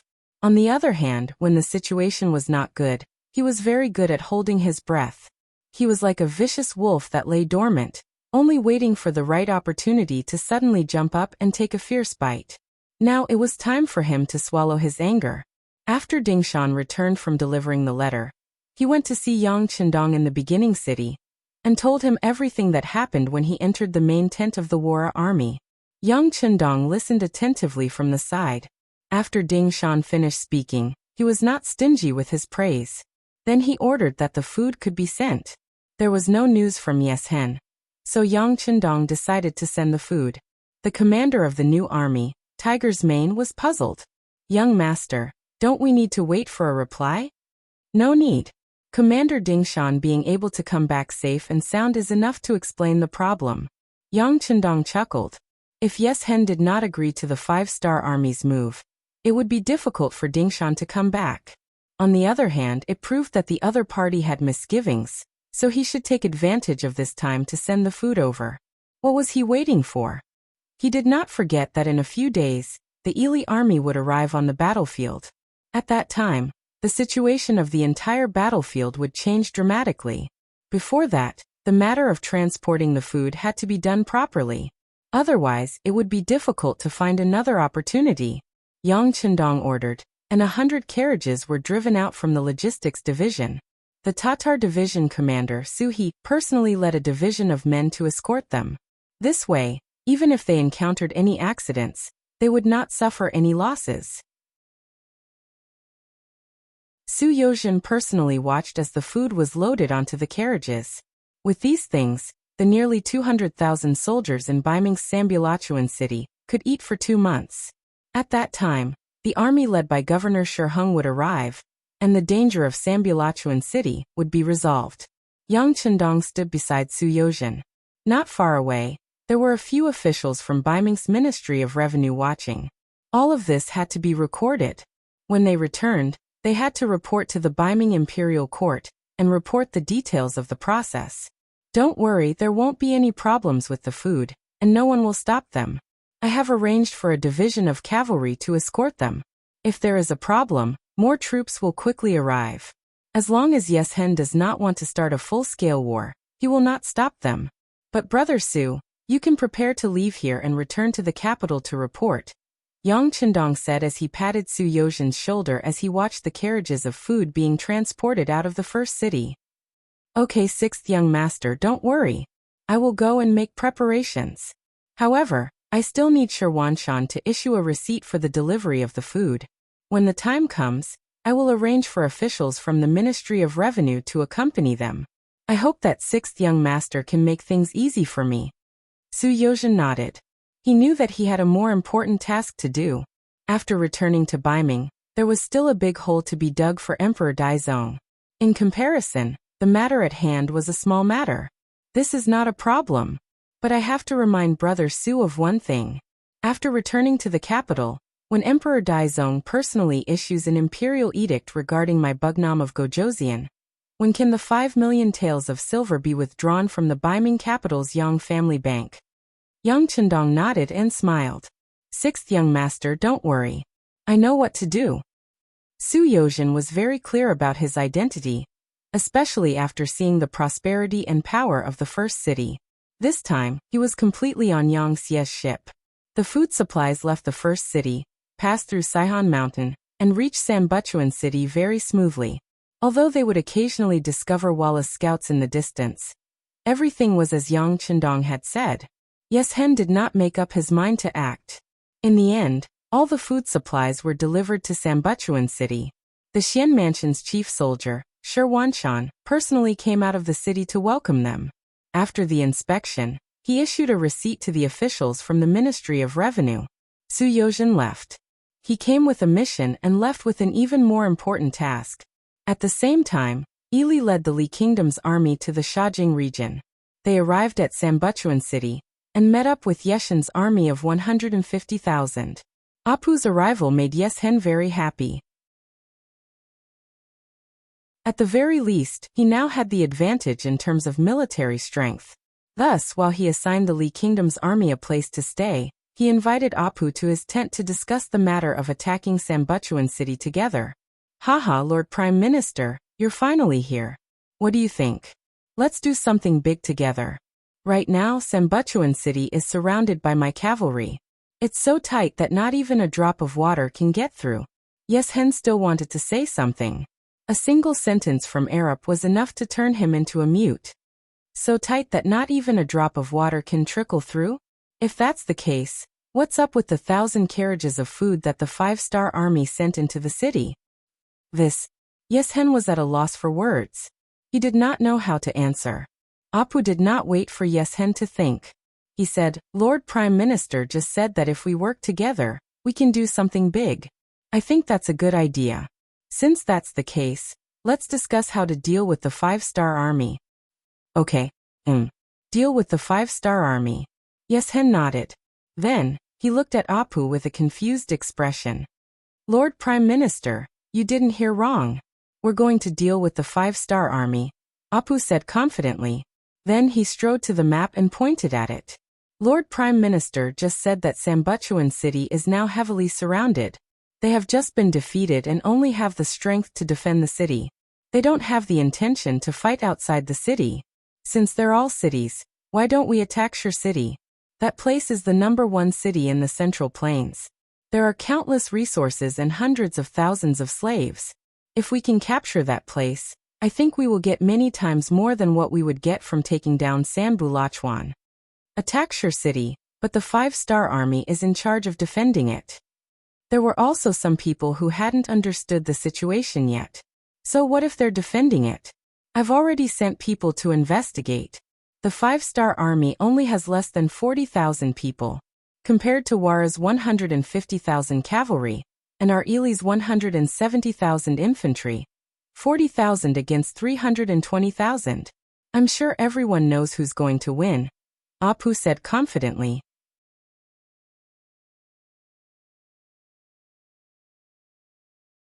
Chapter 975. This was the decision he had made along the way, which was to take down the first city and inflict heavy losses on the 5-star army. If possible, capturing the Heavenly Khan alive would be the best thing to do. And he made such a decision not only because the Ili army suffered a loss at the hands of the 5-star army, but more importantly, he valued the value of the first city and the benefits he could obtain by taking it down. A true politician would never act on loyalty, just like how a lip would not retaliate just because Kunsa lost to the 5-star army. If it were not for the abundant resources and slaves in Origin City, he would have endured the humiliation. But since he could vent his anger and obtain even more benefits, why not? Faced with a lip's bold idea, Yeshin's desire was also aroused at this moment. He had to admit that he was afraid of the 5-star army, but he was full of yearning for the first city that had already been built and played its role. If possible, if he had to choose between Sambutuan City and the first city, he would not even hesitate and directly choose to attack the first city. But is this really going to work? Yeshen did not answer immediately, and his eyes kept turning. Seeing this, Alip laughed and said, "Leader, I know what you are worried about. The 5-star army is indeed very powerful, but because of this it is full of threats to us. If we can't defeat them with the advantage of a powerful force, then it will be even more difficult to defeat them in the future. And as long as we can take down Yang Chendong this time, there will be no one in the grassland who can threaten us. Tuachuohua Khan is already dead, and the Heavenly Khan is also dead. Let me ask you, who will be your opponent, Yeshen? At that time, you will be the leader of the grassland. As your friend, we don't have any ambitions. We just want to snatch some silver and slaves back to the country to make the people's lives better. The Han people have a saying, if you don't look out for yourself, the heavens will destroy you. Since that's the case, why are you still hesitating? Take advantage of the fact that you just sold him a favor, invite Yang Chendong out and kill him. At that time, there will be no more demons in your heart, and you will become the one and only Heavenly Khan here. Apu's ability to bewitch people was very powerful. With just a few words, Yeshen's impetuous heart was moved. His face even turned a bit red. Clearly, the benefits of victory had deeply stimulated his heart. After a while, Yeshen's expression gradually returned to normal. Then he began to think about what kind of practical problems he would face if he did this. Prime Minister, our military strength naturally has an advantage against the first city. However, once Beiming intervenes, they have nearly 200,000 troops, and will still pose a threat to us. Haha, please rest assured, Chief. On the way here, I have already sent someone to the capital of Beiming to deliver a letter, and discuss this matter with their emperor. I believe that there will be news soon. At that time, this doubt will not be a problem.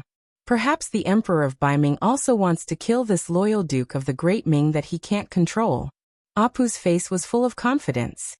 Then we will follow the plan step by step.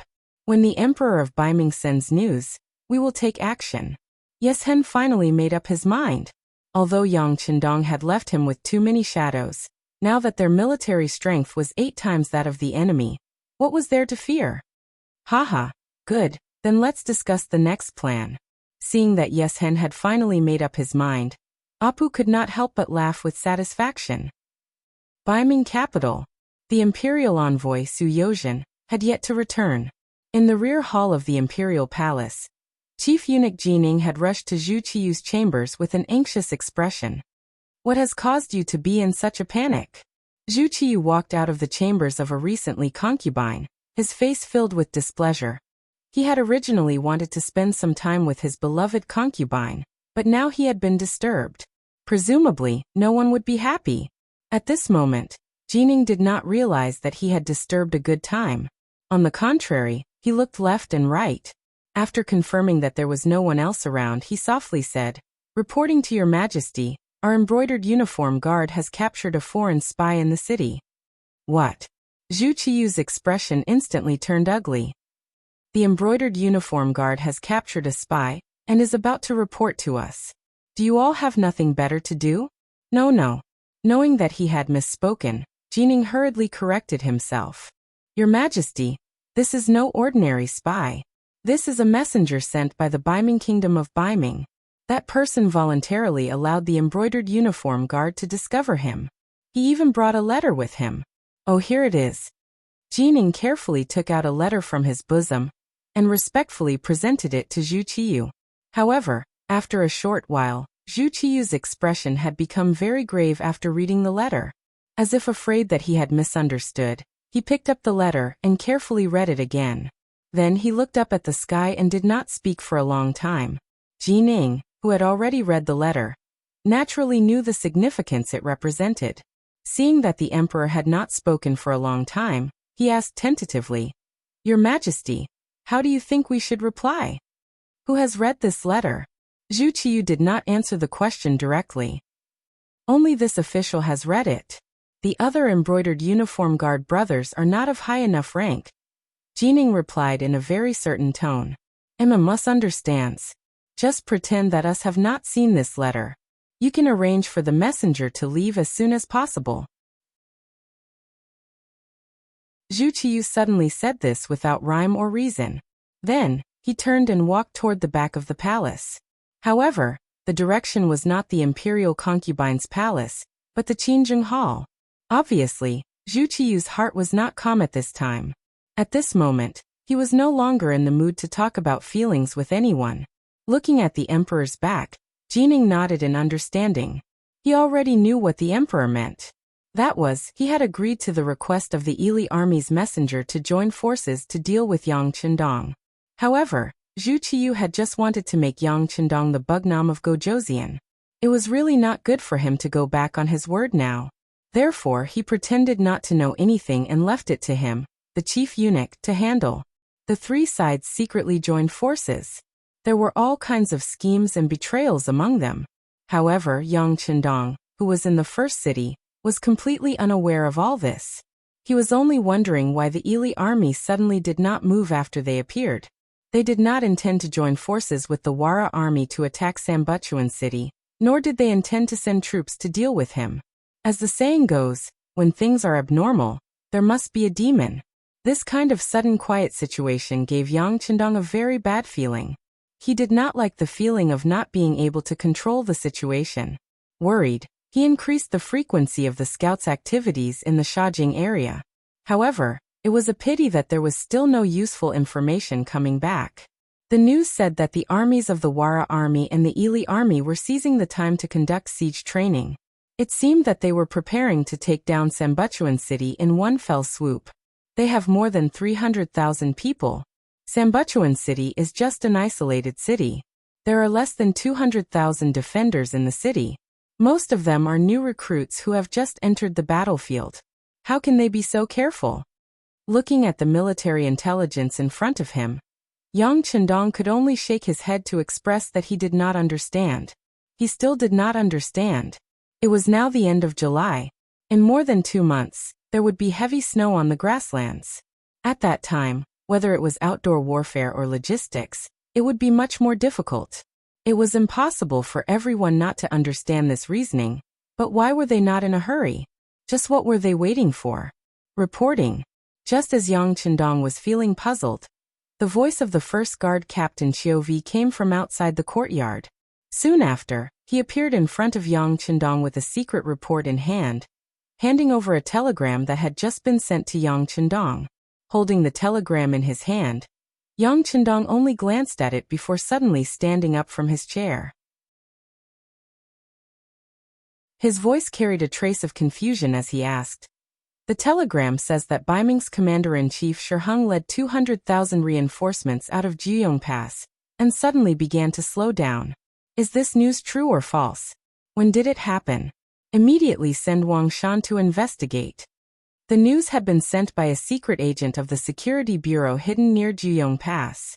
They had seen that Baiming's reinforcements had suddenly slowed down, almost stopping every now and then.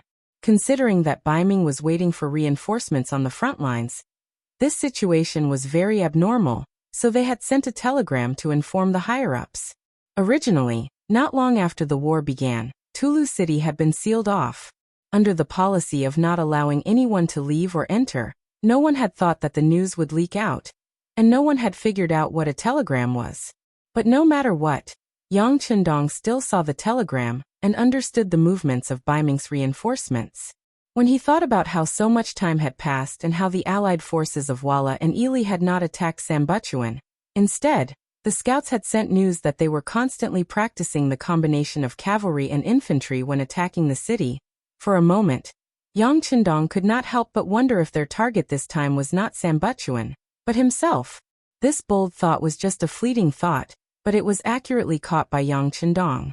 What followed was a burst of shock and anger. Could it be that this bold thought was true? If this was the case, it was not impossible. After all, no matter how he looked at it, the benefits of taking down Shur City were far better than taking down Sambuchuan. If all of this was true, then it proved that Walla, Ili, and Baiming had joined forces?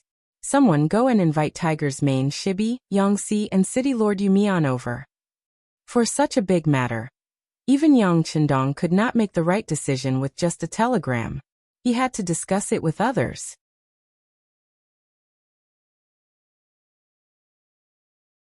Chapter 976. Not long after, the four of them were called to the Yang residence. In the small courtyard with the battle command sign, Yang Chendong told them about his worries. The three of them were so shocked that their faces tightened. It was obvious that the four of them did not believe the news when they first heard it. However, no one could be sure about politics.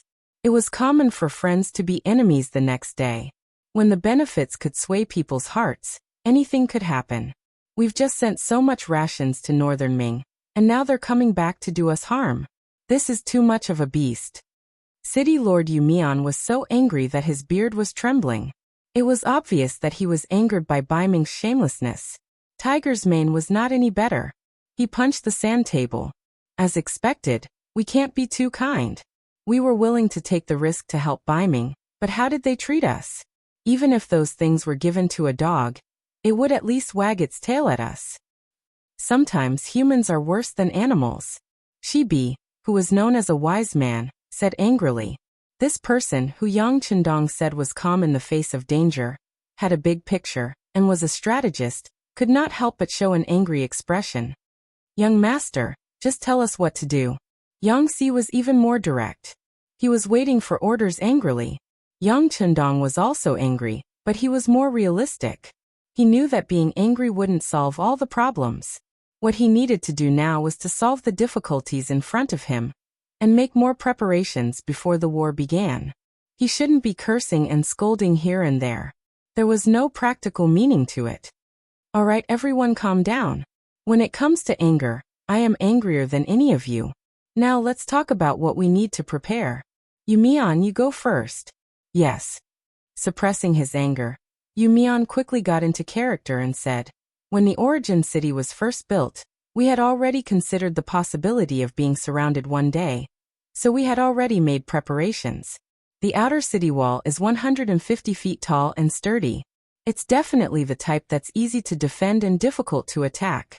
Even if the outer city wall is breached, the moat between the inner city wall and the outer city wall is enough to withstand thousands of soldiers and horses. Moreover, the army has prepared enough food and fodder. There is no need to be afraid of being surrounded, and the possibility of being breached is even lower. However, there is no way to take care of the grain fields outside the city. We will be able to harvest in 2 months. If we fight to defend the city, I am afraid that we will suffer great losses in this aspect. Young master, can't we take the initiative to kill our way out?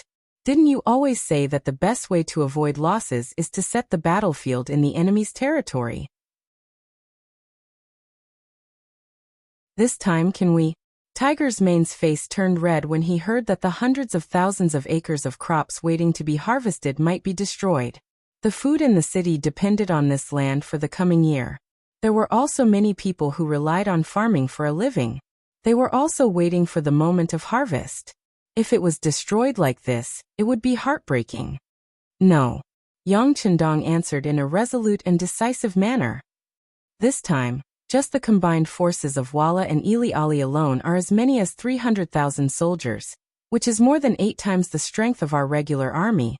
If we still choose to fight them head-on, even if we have to wear them down, they will wear us down. Whether it is Yes Hen or a Lip, they are not ordinary people. They are both experts in using troops. It will be too difficult to turn the tables in such a disadvantageous situation. Only by defending can we show our advantage. Moreover, this time, we don't know the situation of Baiming. If they also join in this war, then we will have to face more than 10 times the enemy, hee. Yang Chendong did not continue speaking, but the anger flashing in the corner of his eyes showed his mood at the moment. From the time he established Yang Xie's forces until now, this was the first time Yang Chendong faced such a dilemma. In the past, although there were people who had ideas about him, the difference in strength between the two sides was not too big. As long as he found the right path and the right opportunity, he could fight. But this time, in the face of more than 8 times the military strength, unless Yang Chendong used guns and cannons, it would be very difficult to turn the situation around with just the collision of cold weapons. Unfortunately, Yang Chendong did not have a cold front by his side. The closest was the Haiwu Division in North Korea, but it would take at least 20 days to reach the first city from there. If there was a Beiming army obstruction along the way, it would take even longer. Distant water can't quench a present thirst. It would not work to put hope on them.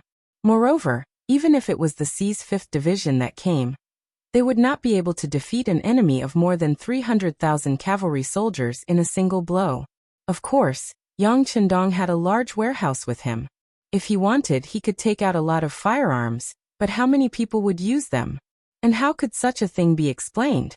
If only 1 or 2 weapons were taken out, it could be said that they were prepared in advance. However, it was impossible not to arouse suspicion when tens of thousands of guns, or even more, were taken out. It could only be said that things had not reached an irreversible situation. And Yang Chendong did not need to take the risk. Without enough firearms, Yang Chendong could only hope to defend the city. Looking at the 4 people in front of him, Yang Chendong actually had a smile on his face. Everyone, if a city wants to mature, it must experience a lot of things. It's time to test the first city. As long as we unite, there is no difficulty that we can't overcome, and there is no hurdle that we can't cross. We have to use facts to tell everyone that the defense line of the first city is strong. I'll leave the rest to you. Young master, tell us what to do. Tiger's mane patted his chest and said loudly. 6th young master, give the order. Yu Mian, Shibi, and Yang Si also expressed their opinions in unison. Okay, I'll give the order next. You can supplement it at any time. Yang Chendong's eyes also revealed a very determined gaze. Order, the army guarding Saihan Mountain to immediately withdraw to the city. Order the world's 1st Cavalry Division, and the Tatar Division to guard the road out of the city to the northwest to strictly prevent anyone from threatening the safety of North Desert City and other places.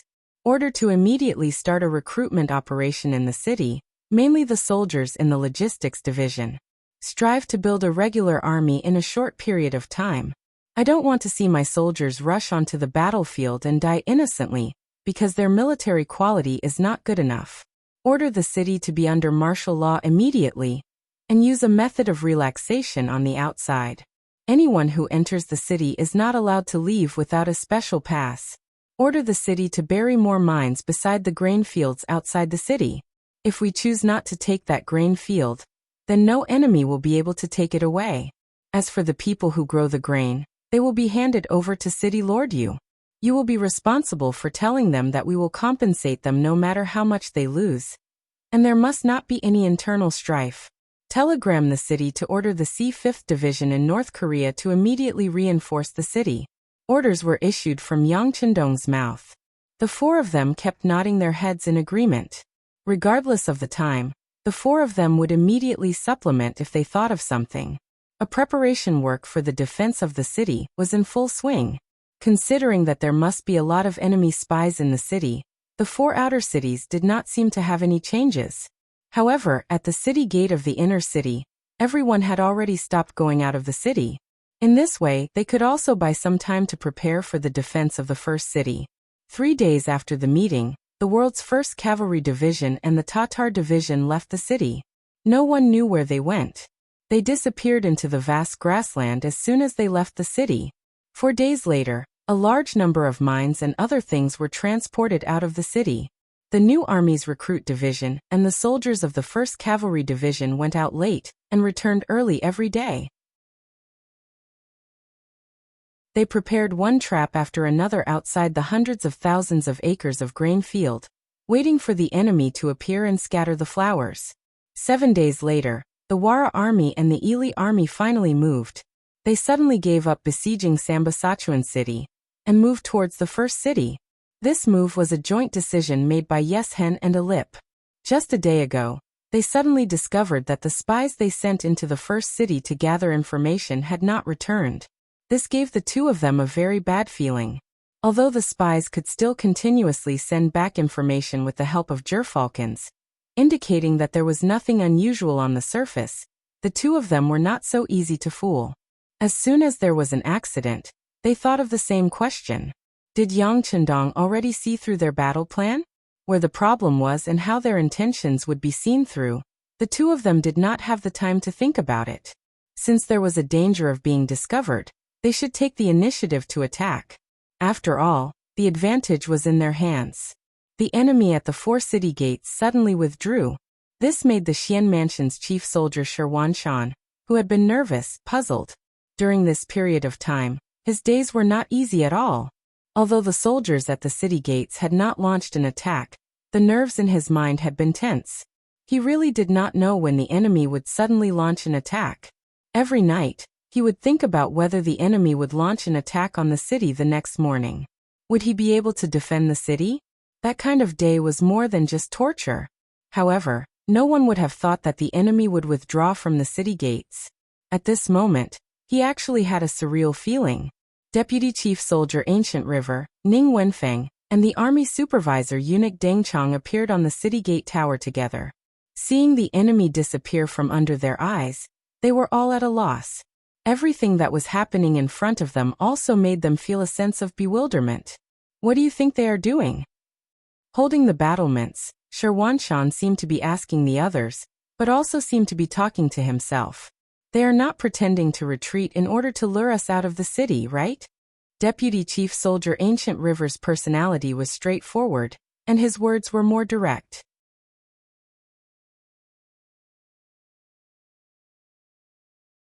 Chapter 977.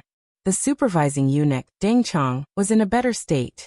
He looked in the direction of the enemy's retreat and said worriedly, "They are heading in the direction of Talu City. Are they going to abandon us and choose another path?" "I don't think so." Deputy Chief Ancient River's face was filled with shock.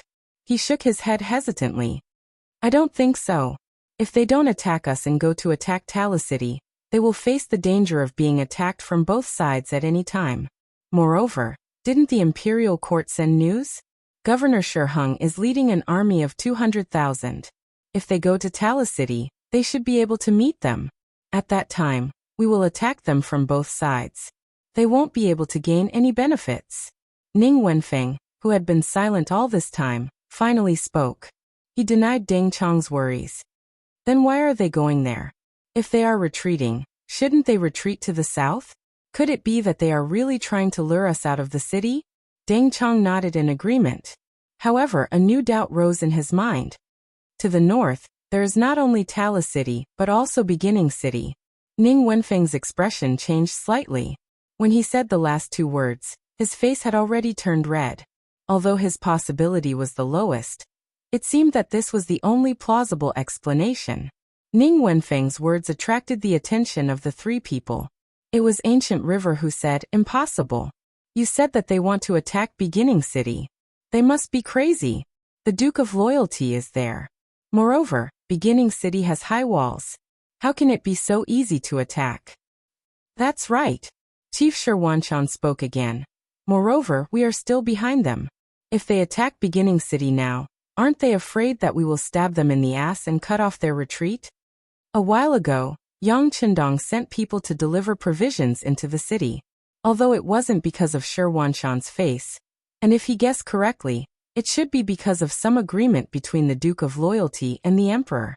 However, there was one point that couldn't be denied, and that was that nearly 200,000 of their soldiers had been saved.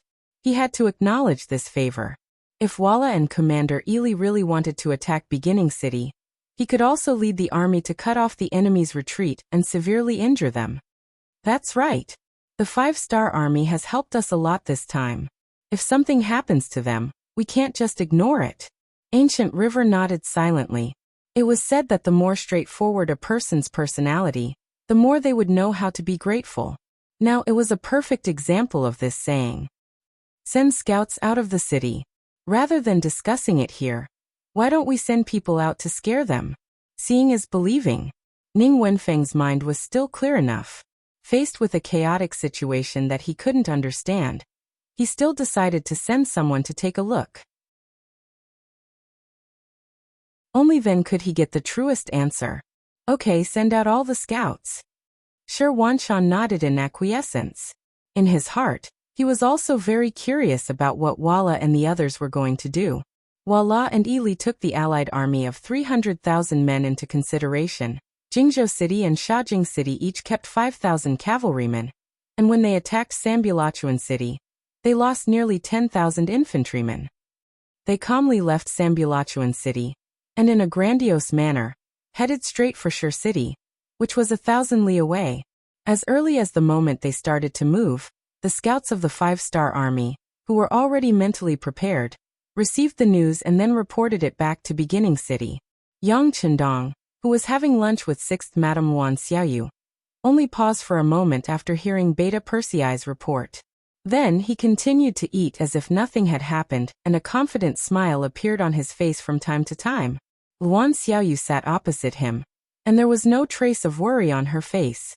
Although the number of 300,000 troops reported by Beta Persei had indeed shocked her, she was convinced that her man would still create a miracle this time when she thought of all the miracles she had seen after meeting her big brother. Through the Beginning City's Yang report, the news of the 300,000 troops under Walla and Ili Ali's joint attack quickly spread in the city. Yang Chendong adopted an extremely open policy regarding public opinion. At his request, Yang Bao even had a special current affairs column for everyone to express their personal views and opinions on current affairs. It was precisely because of this that anyone who had lived in Beginning City for more than a year seemed to be able to talk about some important matters regarding Yangxia. Over time, discussing the military situation had become a habit. It was no longer strange for them to do so. It was precisely because of this foundation that when Yang Bao of Beginning City announced this shocking news the next morning, the city was far from the panic that should have occurred. Some of the commoners originally wanted to buy more rice to store, but when they saw the piles of rice in front of the grain stores in the city, they no longer had any concerns. Only those farmers who had fields outside the city were worried, and even sent some representatives to the city lord's mansion to inquire. Soon they agreed. The Heaven Khan said that all the losses this time would be compensated by the 5-star army. After the war, they would compensate for the losses. City Lord Yu Mian also emphasized that these compensations were not provided by the Heaven Khan, but by Walla and Ili Ali. The city lord's mansion was just supporting them in advance. That's right, we're going to get Walla and Ili Belly to compensate us. The Heaven Khan is so good to us and gave us fields, houses to live in, food to eat, and hope for the future. However, some people just don't like it and always want to snatch the benefits. Since that's the case, we'll fight with them. We'll fight with them, but I don't know if we still need people to defend the city. I'm only in my 40s and I still have a lot of strength. Although I can't charge into battle without training, I can still help carry the kerosene and arrows. There's also me. I'm not even 40 years old yet. I can carry a shoulder and pull a bow. If you need me, I'll go up to the city tower and fight with these people who deserve to die. Count me in. My family has 5 brothers. Even without me, we can still live. If there's a need, we can go up to the city tower to help. Yes, it's free. We can bring our own food. In front of the city lord's mansion, after those farmers received the promise, they immediately felt that the 5-star army was cute. Returning the favor, each of them also showed their attitude. It was true that those who had money would contribute money, and those who had strength would contribute strength. This kind of atmosphere quickly became the norm in the city. For a time, there were many people who requested to help defend the city. There were nearly 500,000 people in the city. Other than some children and the elderly, almost everyone else signed up. The number of people actually reached more than 300,000. When this matter was reported to City Lord Yu Mian, he excitedly told the news to Yang Chendong. The latter couldn't help but laugh out loud. Yu Mian, do you see that? This is the power of the people. Their thinking is actually very simple. Whoever is good to them, they will be good to them. In this way, we have more than 300,000 fresh troops. Isn't that much more than the enemy? What's there to be afraid of? Yes, the sixth young master is right. Yu Mian nodded excitedly. Previously, I was worried that the strength to defend the city wasn't enough. However, with the support of the people in the city, there's no need to worry. Ha. Yang Chendong finally saw the power of the people. At that time, with these people doing the logistics work, in addition to the new army's main force, the reserve officers and soldiers in the logistics division, as well as the captives and soldiers, he already had enough confidence to fight with any force. One had to know that not long ago, they had just taken in nearly 60,000 Baiming deserters. Just this force alone was already considered very large. Since Walla's goal was already very clear, there was no intention of hiding some of their actions in the beginning city. The outer and inner city gates were closed one after another, showing a posture of strict defense. The performance of the beginning city fell into the eyes of Walla's scouts outside the city. They quickly reported the news. After Yeshen and Apuli, who were hurrying on their way, learned about it, their faces were relaxed and at ease. Although the beginning city's actions were so fast that it was somewhat out of their expectations, they did not know if the Heavenly Khan was conceited, or if they had no way out and insisted on smashing an egg against a rock, because they wanted to stop their army of 300,000 with less than 40,000 soldiers. Yeshen rode on his horse and looked at Apuli, who was beside him, and asked, Lord Prime Minister, how should the current situation be described in the language of the Han people? Apuli pondered for a moment before giving the answer. It should be called not knowing the time and things, or it can also be called a mantis trying to stop a chariot. Haha, well said. Lord Prime Minister is indeed knowledgeable. By the way, there won't be any problems with the Baiming army, right? You have to know that our escape route is in their hands. There mustn't be any problems. Yeshen laughed and said worriedly. Since the Emperor of Baiming has already agreed, he will definitely not go back on his word. What's more, in his eyes, we and the 5-star army are his enemies. He will definitely not intervene in such a good show. When it came to this issue, Apuli was very confident. That's good. Next, we will send troops to the beginning city. I heard that there are mountains of gold and silver, piles of food, and groups of slaves there. Haha, I didn't expect the Heavenly Khan to be a good person for once and prepare so many good things for us. Without any worries, Yeshen's face was carefree and at the same time, his face was full of expectations. Sambu's Tile River City. The dispatched scouts reported back one by one. After confirming the fact that the beginning city's gate was closed, and the alliance of Walla and Ili Ali was advancing step by step, they quickly reported back to the city. General Shi Wanshan immediately invited the two vice-generals Ancient River and Ning Wenfeng to prepare for the attack. They actually dare to jump over us to attack the beginning city. This is simply not putting us in their eyes. Since that's the case, this time we will show them our power. General Ancient River, I will give you 30,000 troops. Once the attack and defense of the beginning city begins, you will immediately lead the troops to attack Shajing City and Wenfeng City. I will also give you 30,000 troops to attack Jingzhou City. We will cut off their escape route first. Shi Wanshan's face was filled with anger.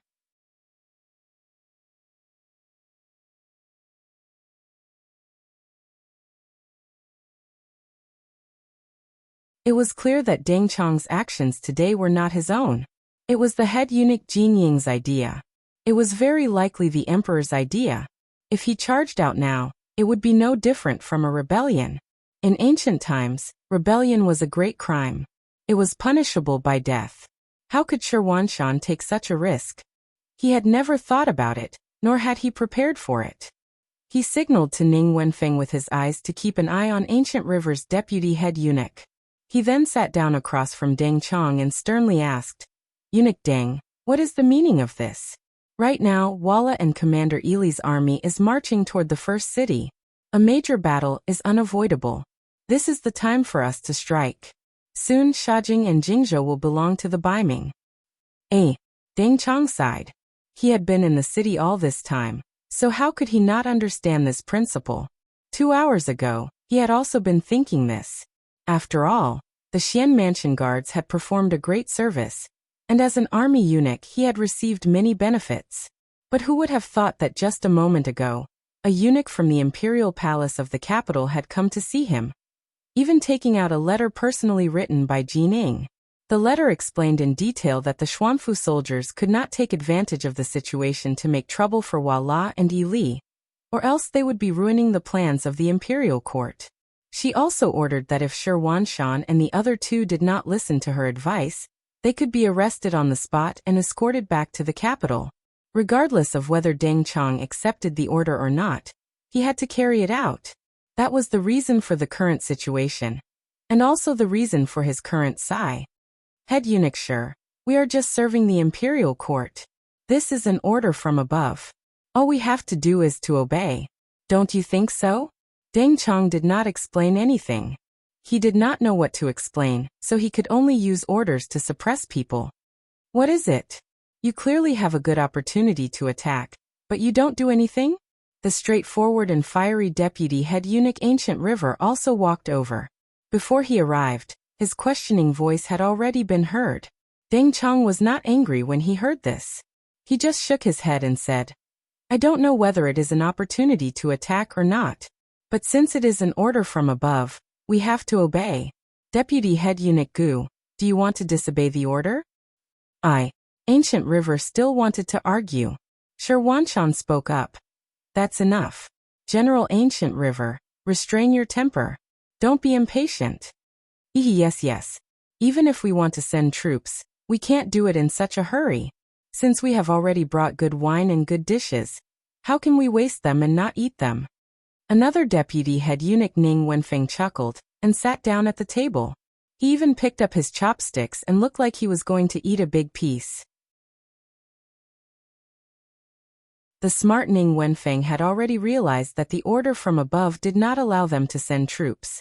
Rather than stubbornly resisting and provoking anger, it was better to sit down and have a good chat to see if they could find out what went wrong. Shi Wanshan quickly understood Ning Wenfeng's intentions and suppressed the anger in his heart. Only Ancient River was left. Seeing that he wouldn't be of much use even if he stood, he simply sat down and took a big bowl of wine to relieve the depression in his heart. Shi Wanshan and Ning Wenfeng raised their wine cups to toast Deng Chong. Eunuch Deng Chong, who knew their intentions, smiled bitterly. Generals, don't ask me what is going on. To be honest, I don't know either. But I think you guys should be able to guess it. Whatever you guessed, that's what it is. I only know that the reinforcements sent by the Emperor, Governor Shi Hung, are currently leading troops in the Juyong Pass area, and are not moving forward. When Deng Chong said this, Shi Wanshan and Ning Wenfeng had nothing to say. Although it was only a piece of information, it already told them too much. The reinforcements were not in a hurry to come. Instead, they were not moving forward. This was the attitude of the imperial court. In other words, they didn't have the intention to start a war with Wala and Yi Li. Instead, they wanted to sit on the mountain and watch the tigers fight. How long had it been since the Wala coalition army left, and the imperial court had already sent the news? It could be seen that this was not something unexpected. It had been prepared for a long time. In other words, the Wala coalition army bypassed them and directly contacted the higher-ups. They even contacted the emperor and got the result they wanted. Otherwise, they wouldn't be so assured to leave their way out and rush straight to the first city. When they thought of this result, the four of them didn't look good. This drinking session wasn't very enjoyable. After a while, Deng Chong left first. When he left a sentence. Please stay in this magistrate court. If you need anything, even if it's a woman, you can tell the brothers of the embroidered uniform guards. They will fulfill all your wishes. This was equivalent to house arrest. Deng Chong left, and the group of embroidered uniform guards also disappeared from their sight. But it could be imagined that once they made a move, they would immediately appear from the darkness. The three dignified commanders who held heavy military forces were actually placed under house arrest when the war was about to start. This unhappiness made Ancient River the first to get angry. He threw the wine jar on the ground, opened his eyes and shouted, "What's going on? What is the meaning of this? Are you repaying kindness with ingratitude? Brother Gu, be careful with your words." Shi Wanshan's face changed after hearing this. Ning Wenfeng, who was at the side, was even more direct. He slashed out with his palm and hit the back of Guhi's neck, knocking him unconscious. This was also something that couldn't be helped. They were surrounded by embroidered uniform guards. If some words were spread out, not only Ancient River, but they would also be guilty. Ancient River was knocked out, and it was as if the world had returned to peace.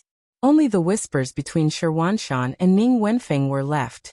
"Commander, are we just going to watch the war start and do nothing? He had just helped us before. So what?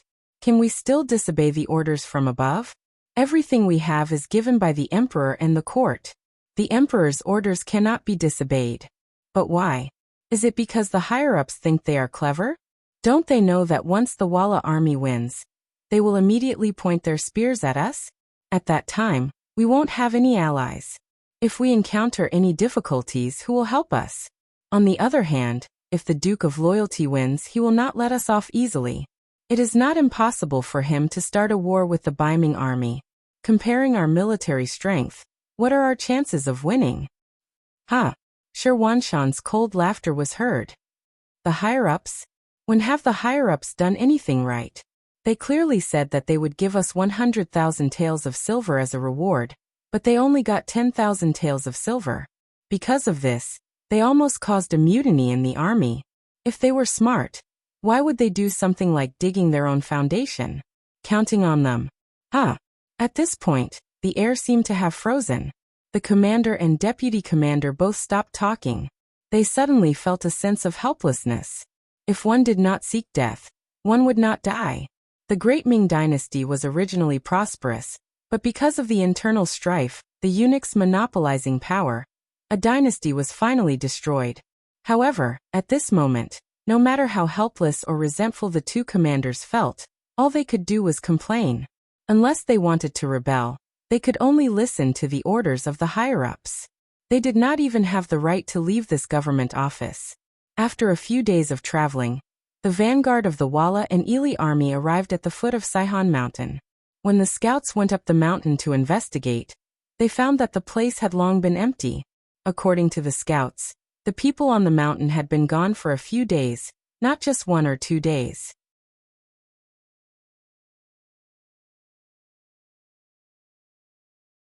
Chapter 979. The news quickly spread to the Middle Army, and Apu's expression became slightly gloomy after hearing it. The 5-star army gave up on defending Saihan Mountain for no reason.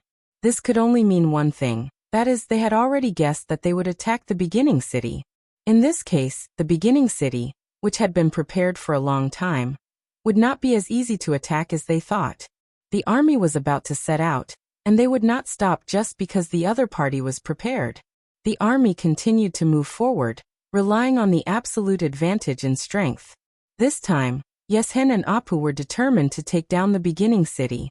At the very least, they wanted to drive Yang Qindong out of the grassland. If possible, it would be best to kill him here. The army of 300,000 came in a mighty manner. Along the way, the green grassland became dry, revealing yellow or black ground. After all, there were too many warhorses, and the amount of food consumed every day was an astronomical figure. After another 3 days of rushing, the army finally arrived at the so-called first city of the grassland. From a distance, the beginning city was like a heavenly pass standing on the grassland. It was like a heavenly beast that landed here, showing its domineering and mighty power. Is this the beginning city? It's really majestic. Riding on his warhorse, he came to the grassland that was 5 miles away from the beginning city.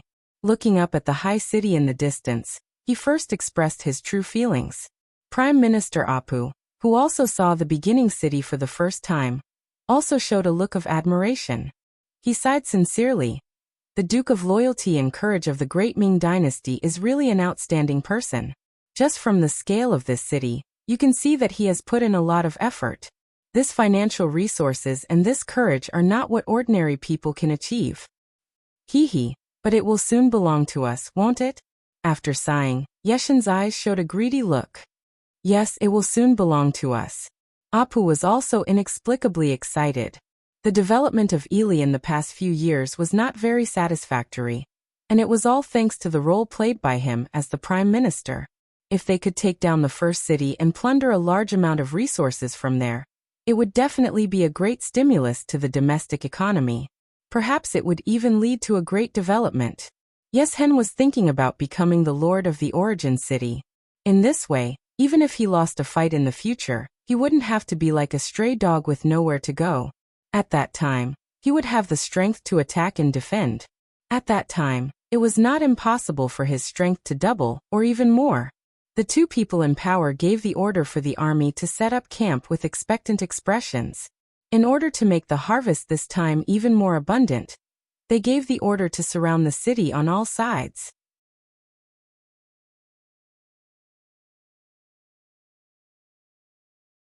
The reserve soldiers would be qualified to become the new Second Army's soldiers if they didn't die after guarding the city tower for 3 days. Soldiers could only become more mature after experiencing bloody battles and life and death situations. Perhaps there were some who were very brave, some who were both intelligent and courageous, and some who simply focused on evading and attacking. However, no matter what the result was, as long as they could stay on the city tower for 3 days without being harmed, it was enough to prove that they were capable and could be called a veteran. The facts had already proven that Yang Chendong wanted to build an elite army. He wanted to walk the path of elite soldiers. Moreover, he valued the lives of the soldiers very much. As long as there was a slight possibility, he would think of a way to ensure the safety of the soldiers. Under such principles, the new Second Army naturally couldn't be made up of only new soldiers. Otherwise, if they encountered a tough battle and suffered heavy losses, it wouldn't be what he wanted. The task of building the new Second Army was given, and the procedures for selecting the soldiers were also given. In order to ensure that there wouldn't be any accidents while training the soldiers, the 8,000 soldiers of the new First Army's recruit division also ascended the city tower. In principle, they didn't need to make a move unless there was an emergency. Training soldiers was fine. But if they lost the city and suffered a great defeat because of training soldiers, that wouldn't be what Yang Chendong wanted. Give them a sufficient number of bows and weapons. Tell them that if they want to become the glorious 5-star army soldiers, it's time to show off. After knowing that the 4 cities were surrounded, and that not even a drop of water could trickle through, Yang Chendong unhurriedly gave a military order to the future commander of the new Second Army, Shibi. This young man, who was half Han and half Mongolian, had been put in an important position since he met Yang Chendong. He finally had the opportunity to shoulder the burden alone. For this important position, all Shibi had to do was to work hard and do his best. Yang Chendong was undoubtedly very relieved to leave this matter to Shibi.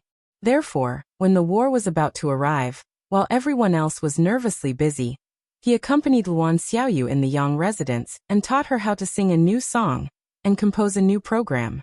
As a result, other than a group of generals coming in and out of the Yang residence every day, there was also a group of female soldiers from the publicity department who joined in the fun. Regarding this, it gave everyone the feeling that their 6th young master was too ambitious. However, it was this great ambition that gave everyone unparalleled confidence. Yang Chendong's indifference and confidence encouraged everyone.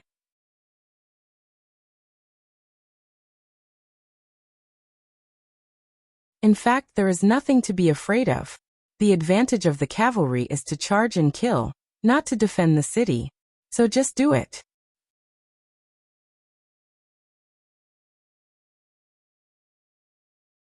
Chapter 980. Korban nodded confidently and said, "Don't worry, Prime Minister. Our 50,000 infantrymen will not let you down." On the 3rd day of the 8th lunar month, 1455 AD, the First City Defense War officially began. That morning, the sun rose slowly, and the sky was clear. The horn was officially blown, and the sound of soldiers marching on the ground could be heard from the 4 outer cities of the first city. The sound alarmed more than 50 people in the first city, and it made the 20,000 reserve soldiers on the city tower excited and nervous. The 20,000 reserve soldiers were divided into 4 cities, with 5,000 people in each city. This was the first batch of warriors from the logistics division who signed up for the war.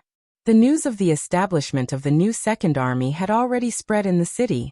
For the reserve soldiers, this would be a great opportunity to officially step into the ranks of the Iron Warriors.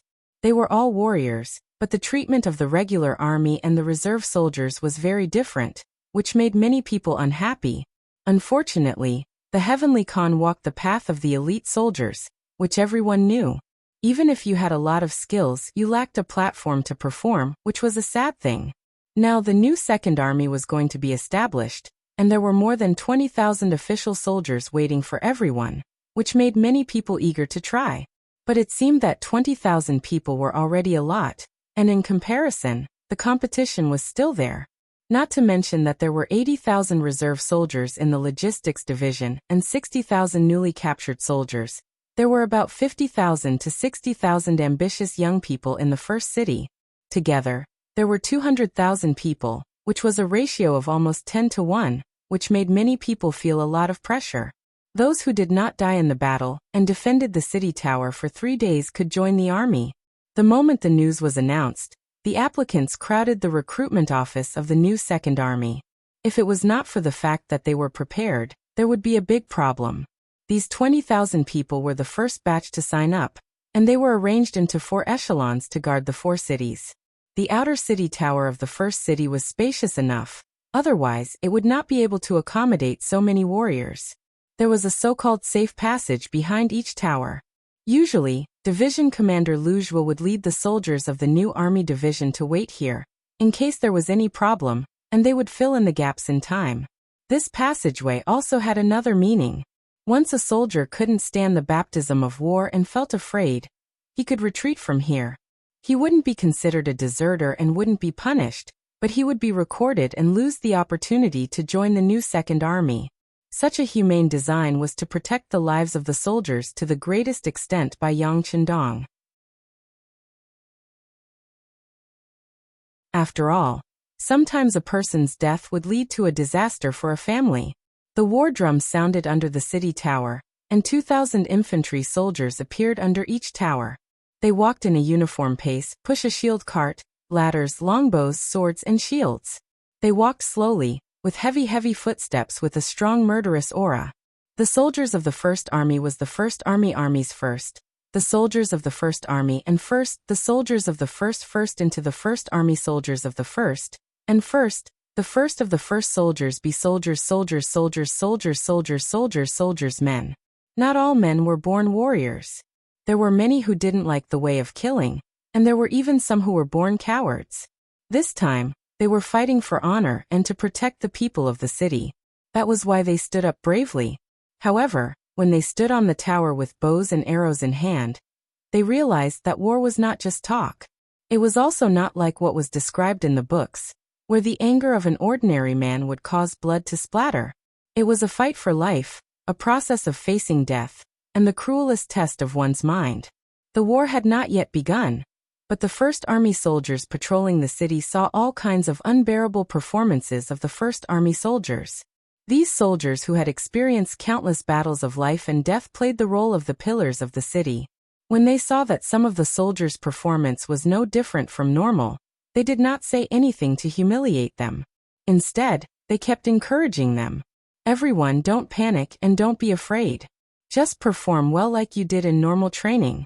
Remember, when you are brave enough and clever enough, even the arrows will avoid you. Only those who are truly panicking will become the target of the enemy's arrows. Everyone relax. In fact, we were very nervous when we fought for the first time. No one is not afraid of death, and no one is born a qualified and excellent soldier. Everything comes from countless experiences, but our war is not meaningless. Think about how we can ensure the safety of our families because of our efforts. Think about how our families and loved ones can live better and more dignified lives because of our efforts. Think about how our hands can lay down a peaceful land and supreme honor for our future generations. Warriors, let's fight. Victory will belong to you. Following the consolation of the veterans, graceful female propaganda soldiers appeared in the safety zone behind the city gate tower. Each of them was about 10 meters away from each other, ensuring that their voices could be heard everywhere on the city gate tower. Fellow recruits, the time to perform has come. The time to change your life has come. Think about your families who are waiting for your triumphant return. Think about your relatives and friends who are waiting for you. Show us your fearless and brave side. We will be with you. The sudden arrival of the beautiful female soldiers gave the new recruits an even greater boost of morale. After all, no man was willing to show his cowardly side in front of a woman. For a moment, many of the soldiers became much calmer. Some of the soldiers who couldn't even hold their bows no longer trembled. Their eyes were more resolute, and they appeared to be more resolute. Below the city, the bugle horn sounded. It was no longer as dull as before, and it became much more resounding. Less than 100 meters away from the foot of the tower, the infantry began their first wave of attack. Immediately, arrows fell like rain. Ding ding dang dang, they smashed around the shield carts. However, most of them were useless. Only a few managed to hit the enemy infantry. The gap between the recruits and the First Army soldiers was infinitely magnified at this moment. In a short period of time, tens of thousands of arrows were wasted. In exchange, the enemy suffered limited casualties. Fortunately, Yang Chendong and Shibi had long expected such a thing to happen. The bows used by the recruits were very crude. They were recently rushed out, so losing a few was not a big deal. The arrows that were shot fell on the First Army soldiers who were attacking the city, causing them to laugh. When they saw that the archery skills of the soldiers defending the city were so low, and the arrows were so crude, such opponents made them feel lucky and full of confidence at the same time. When the opponent's strength was infinitely reduced, it meant that they were one step closer to victory. Especially when the news reached the ears of the infantry commander, General Korban, he couldn't help but laugh 3 times. Good. Seeing is really better than hearing 100 times. Everyone says that the 5-star Army's combat strength is tyrannical, and that it's difficult to be a match for them. But in my opinion, it's pure nonsense. How about this? Increase the intensity of the attack, and strive to break the city in 3 days. By then, all the good things in the beginning city will be ours. Korban was not just talking to his subordinates, nor was it just to boost their morale. He also reported the news of taking down the beginning city in 3 days to Prime Minister Arup. Such bold words made Arup and Yeshen, who received the news, very excited. They originally thought that it would be a tough battle, but now it seemed that they had overestimated the Han army. Thinking about it, the Han people had always been synonymous with weakness in front of the Mongolian cavalry. One was a carnivorous wolf, and the other was a herbivorous sheep. How could they be compared to each other? On the outer walls of the beginning city, after the initial panic, the 20,000 recruits began to gradually get into the role under the guidance of the First Army soldiers. Especially when they noticed that because the walls were too high, the enemy's infantry needed a certain amount of time just to climb the ladder. Because the walls were too high, it was difficult for the enemy's arrows to accurately hit the top of the city tower. Even if the arrows hit the top, they would not have much power and would not be a threat to them. After that, their courage became stronger and stronger. Some people said that most of the alcohol tolerance was trained, and in fact courage was the same. When they killed for the first time, they would be nervous, scared, terrified, and even have nightmares. However, after killing many people, it would become a habit, and they would realize that it was not a big deal. It was the same with archery. After the initial panic, they realized that the enemy was not a threat to their safety. With the constant guidance of the First Army soldiers, once they experienced the initial nervousness of the war, many of them could perform the correct operation according to the training. In addition, not all of the 20,000 people were new recruits. Many of them were captives who had been on the battlefield before. They more or less had some combat experience. When everything became familiar again, the power of the bow and arrow could finally be unleashed. At least it was not like before, where they missed 9 out of 10 shots. With the help of the shield carts, they quickly came to the corner of the city wall. Then it was time to set up the ladder and start the siege. Because the 5-star Army's performance was too poor, Korban's initial tentative siege became a real siege. Another 8,000 people and 2,000 soldiers were added to each side of the city wall. In addition, the limited amount of gunpowder and catapults were also prepared, and it looked like they were going to take down the city in one go. Speaking of which, the Mongolians were best at hurting, and then robbing. Things like gunpowder were not something they could produce. The gunpowder that they had now was thanks to the Baiming army, which they left in Jingzhou City and left behind when they fled the city. Looking at the small amount of gunpowder that was robbed, Korban gritted his teeth and said fiercely, "Take out half of it, and we will blast the 5-star army today, and let them know how powerful we are. Then the army will be ready to take down the city in one go."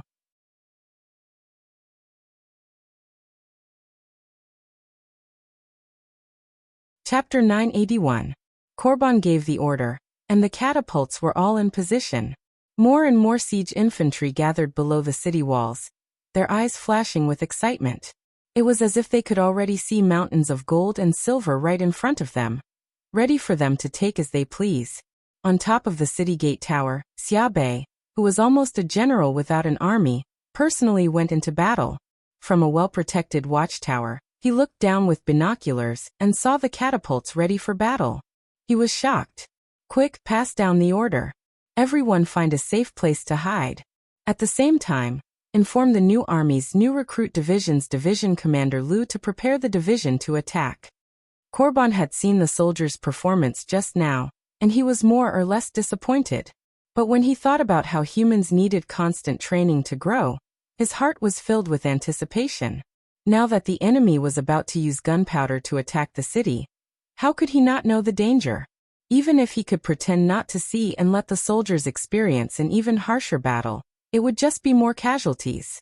But when he remembered what Yang Chendong always said, that soldiers had families and loved ones, and that every death in battle was a tragedy for that family, he decided that it was best to avoid the brunt of the attack. The order was given quickly, and as more and more city defenders found suitable places to hide, Korban's shouts from below the walls could be heard. With that order, hundreds of gunpowder bags rose into the air, whistling as they leapt towards the city walls. In an extremely short time, the rumbling of explosions rang out one after another. Some of them landed on the corridors of the city walls, bringing with them terrifying lethality. The battlements on the city walls that had been intact were blown apart one after another, scattering debris everywhere. Fortunately, the accuracy of the catapults was too poor. Less than a fifth of the catapults hit their targets. Most of the catapults exploded on the city walls. Some of them even fell to the ground before exploding, injuring many of their own men. Charge! Korban felt that the time had come, and with the might of the gunpowder, he gave the order for the entire army to charge. A total of 16,000 infantrymen from the 4 cities were stepping on ladders, shouting slogans and rushing up the city walls. On the city gate tower, the 20,000 new recruits had all retreated to a safe area. When they saw the tragic scene on the city gate tower corridor after the explosion, they all felt a wave of lingering fear. If they had not retreated just now, at least a few thousand people would have died or been injured because of that wave of attacks. While the recruits were still rejoicing that they had retreated quickly enough, the 8,000 veterans of the new recruit division had already charged out.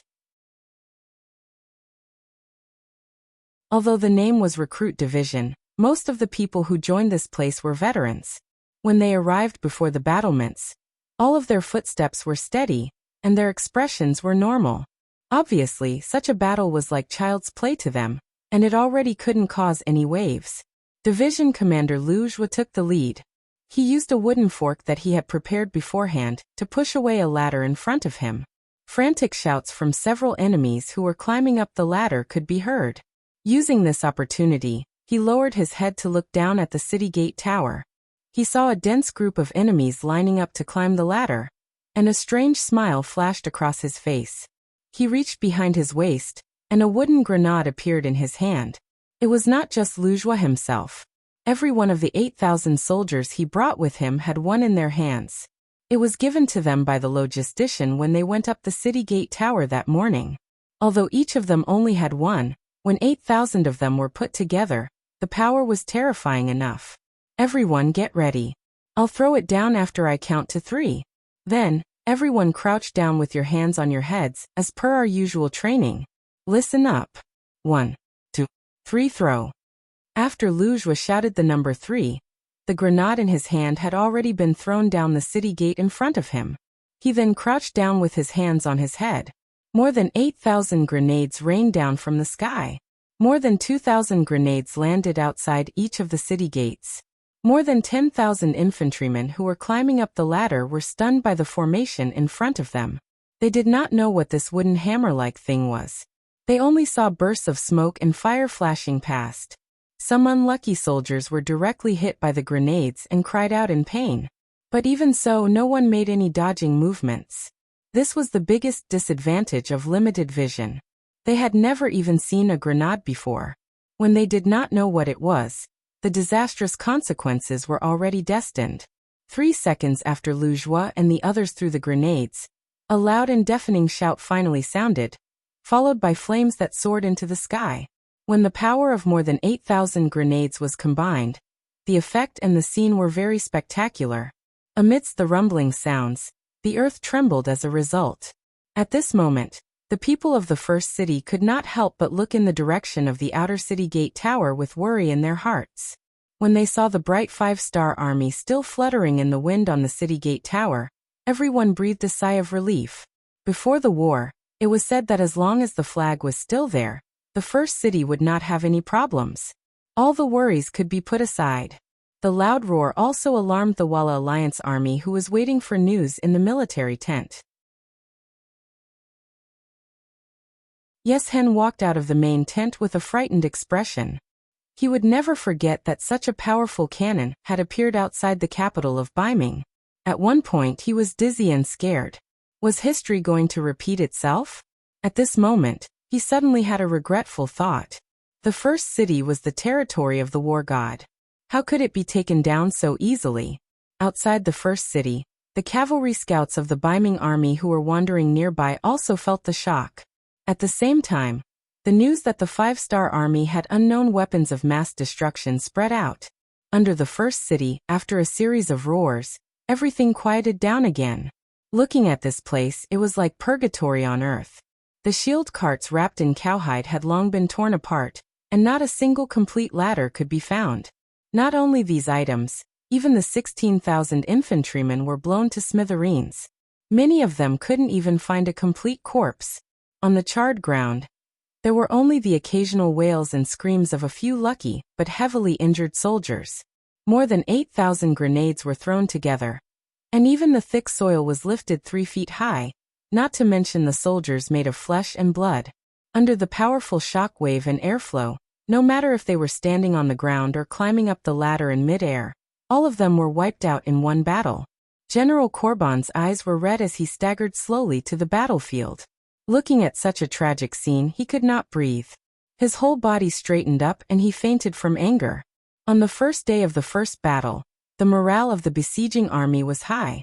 They wanted to fight a beautiful battle and take the lead. But who would have thought that it would end like this? The annihilation of more than 10,000 soldiers was like a heavy hammer that smashed on the head of the Walla army.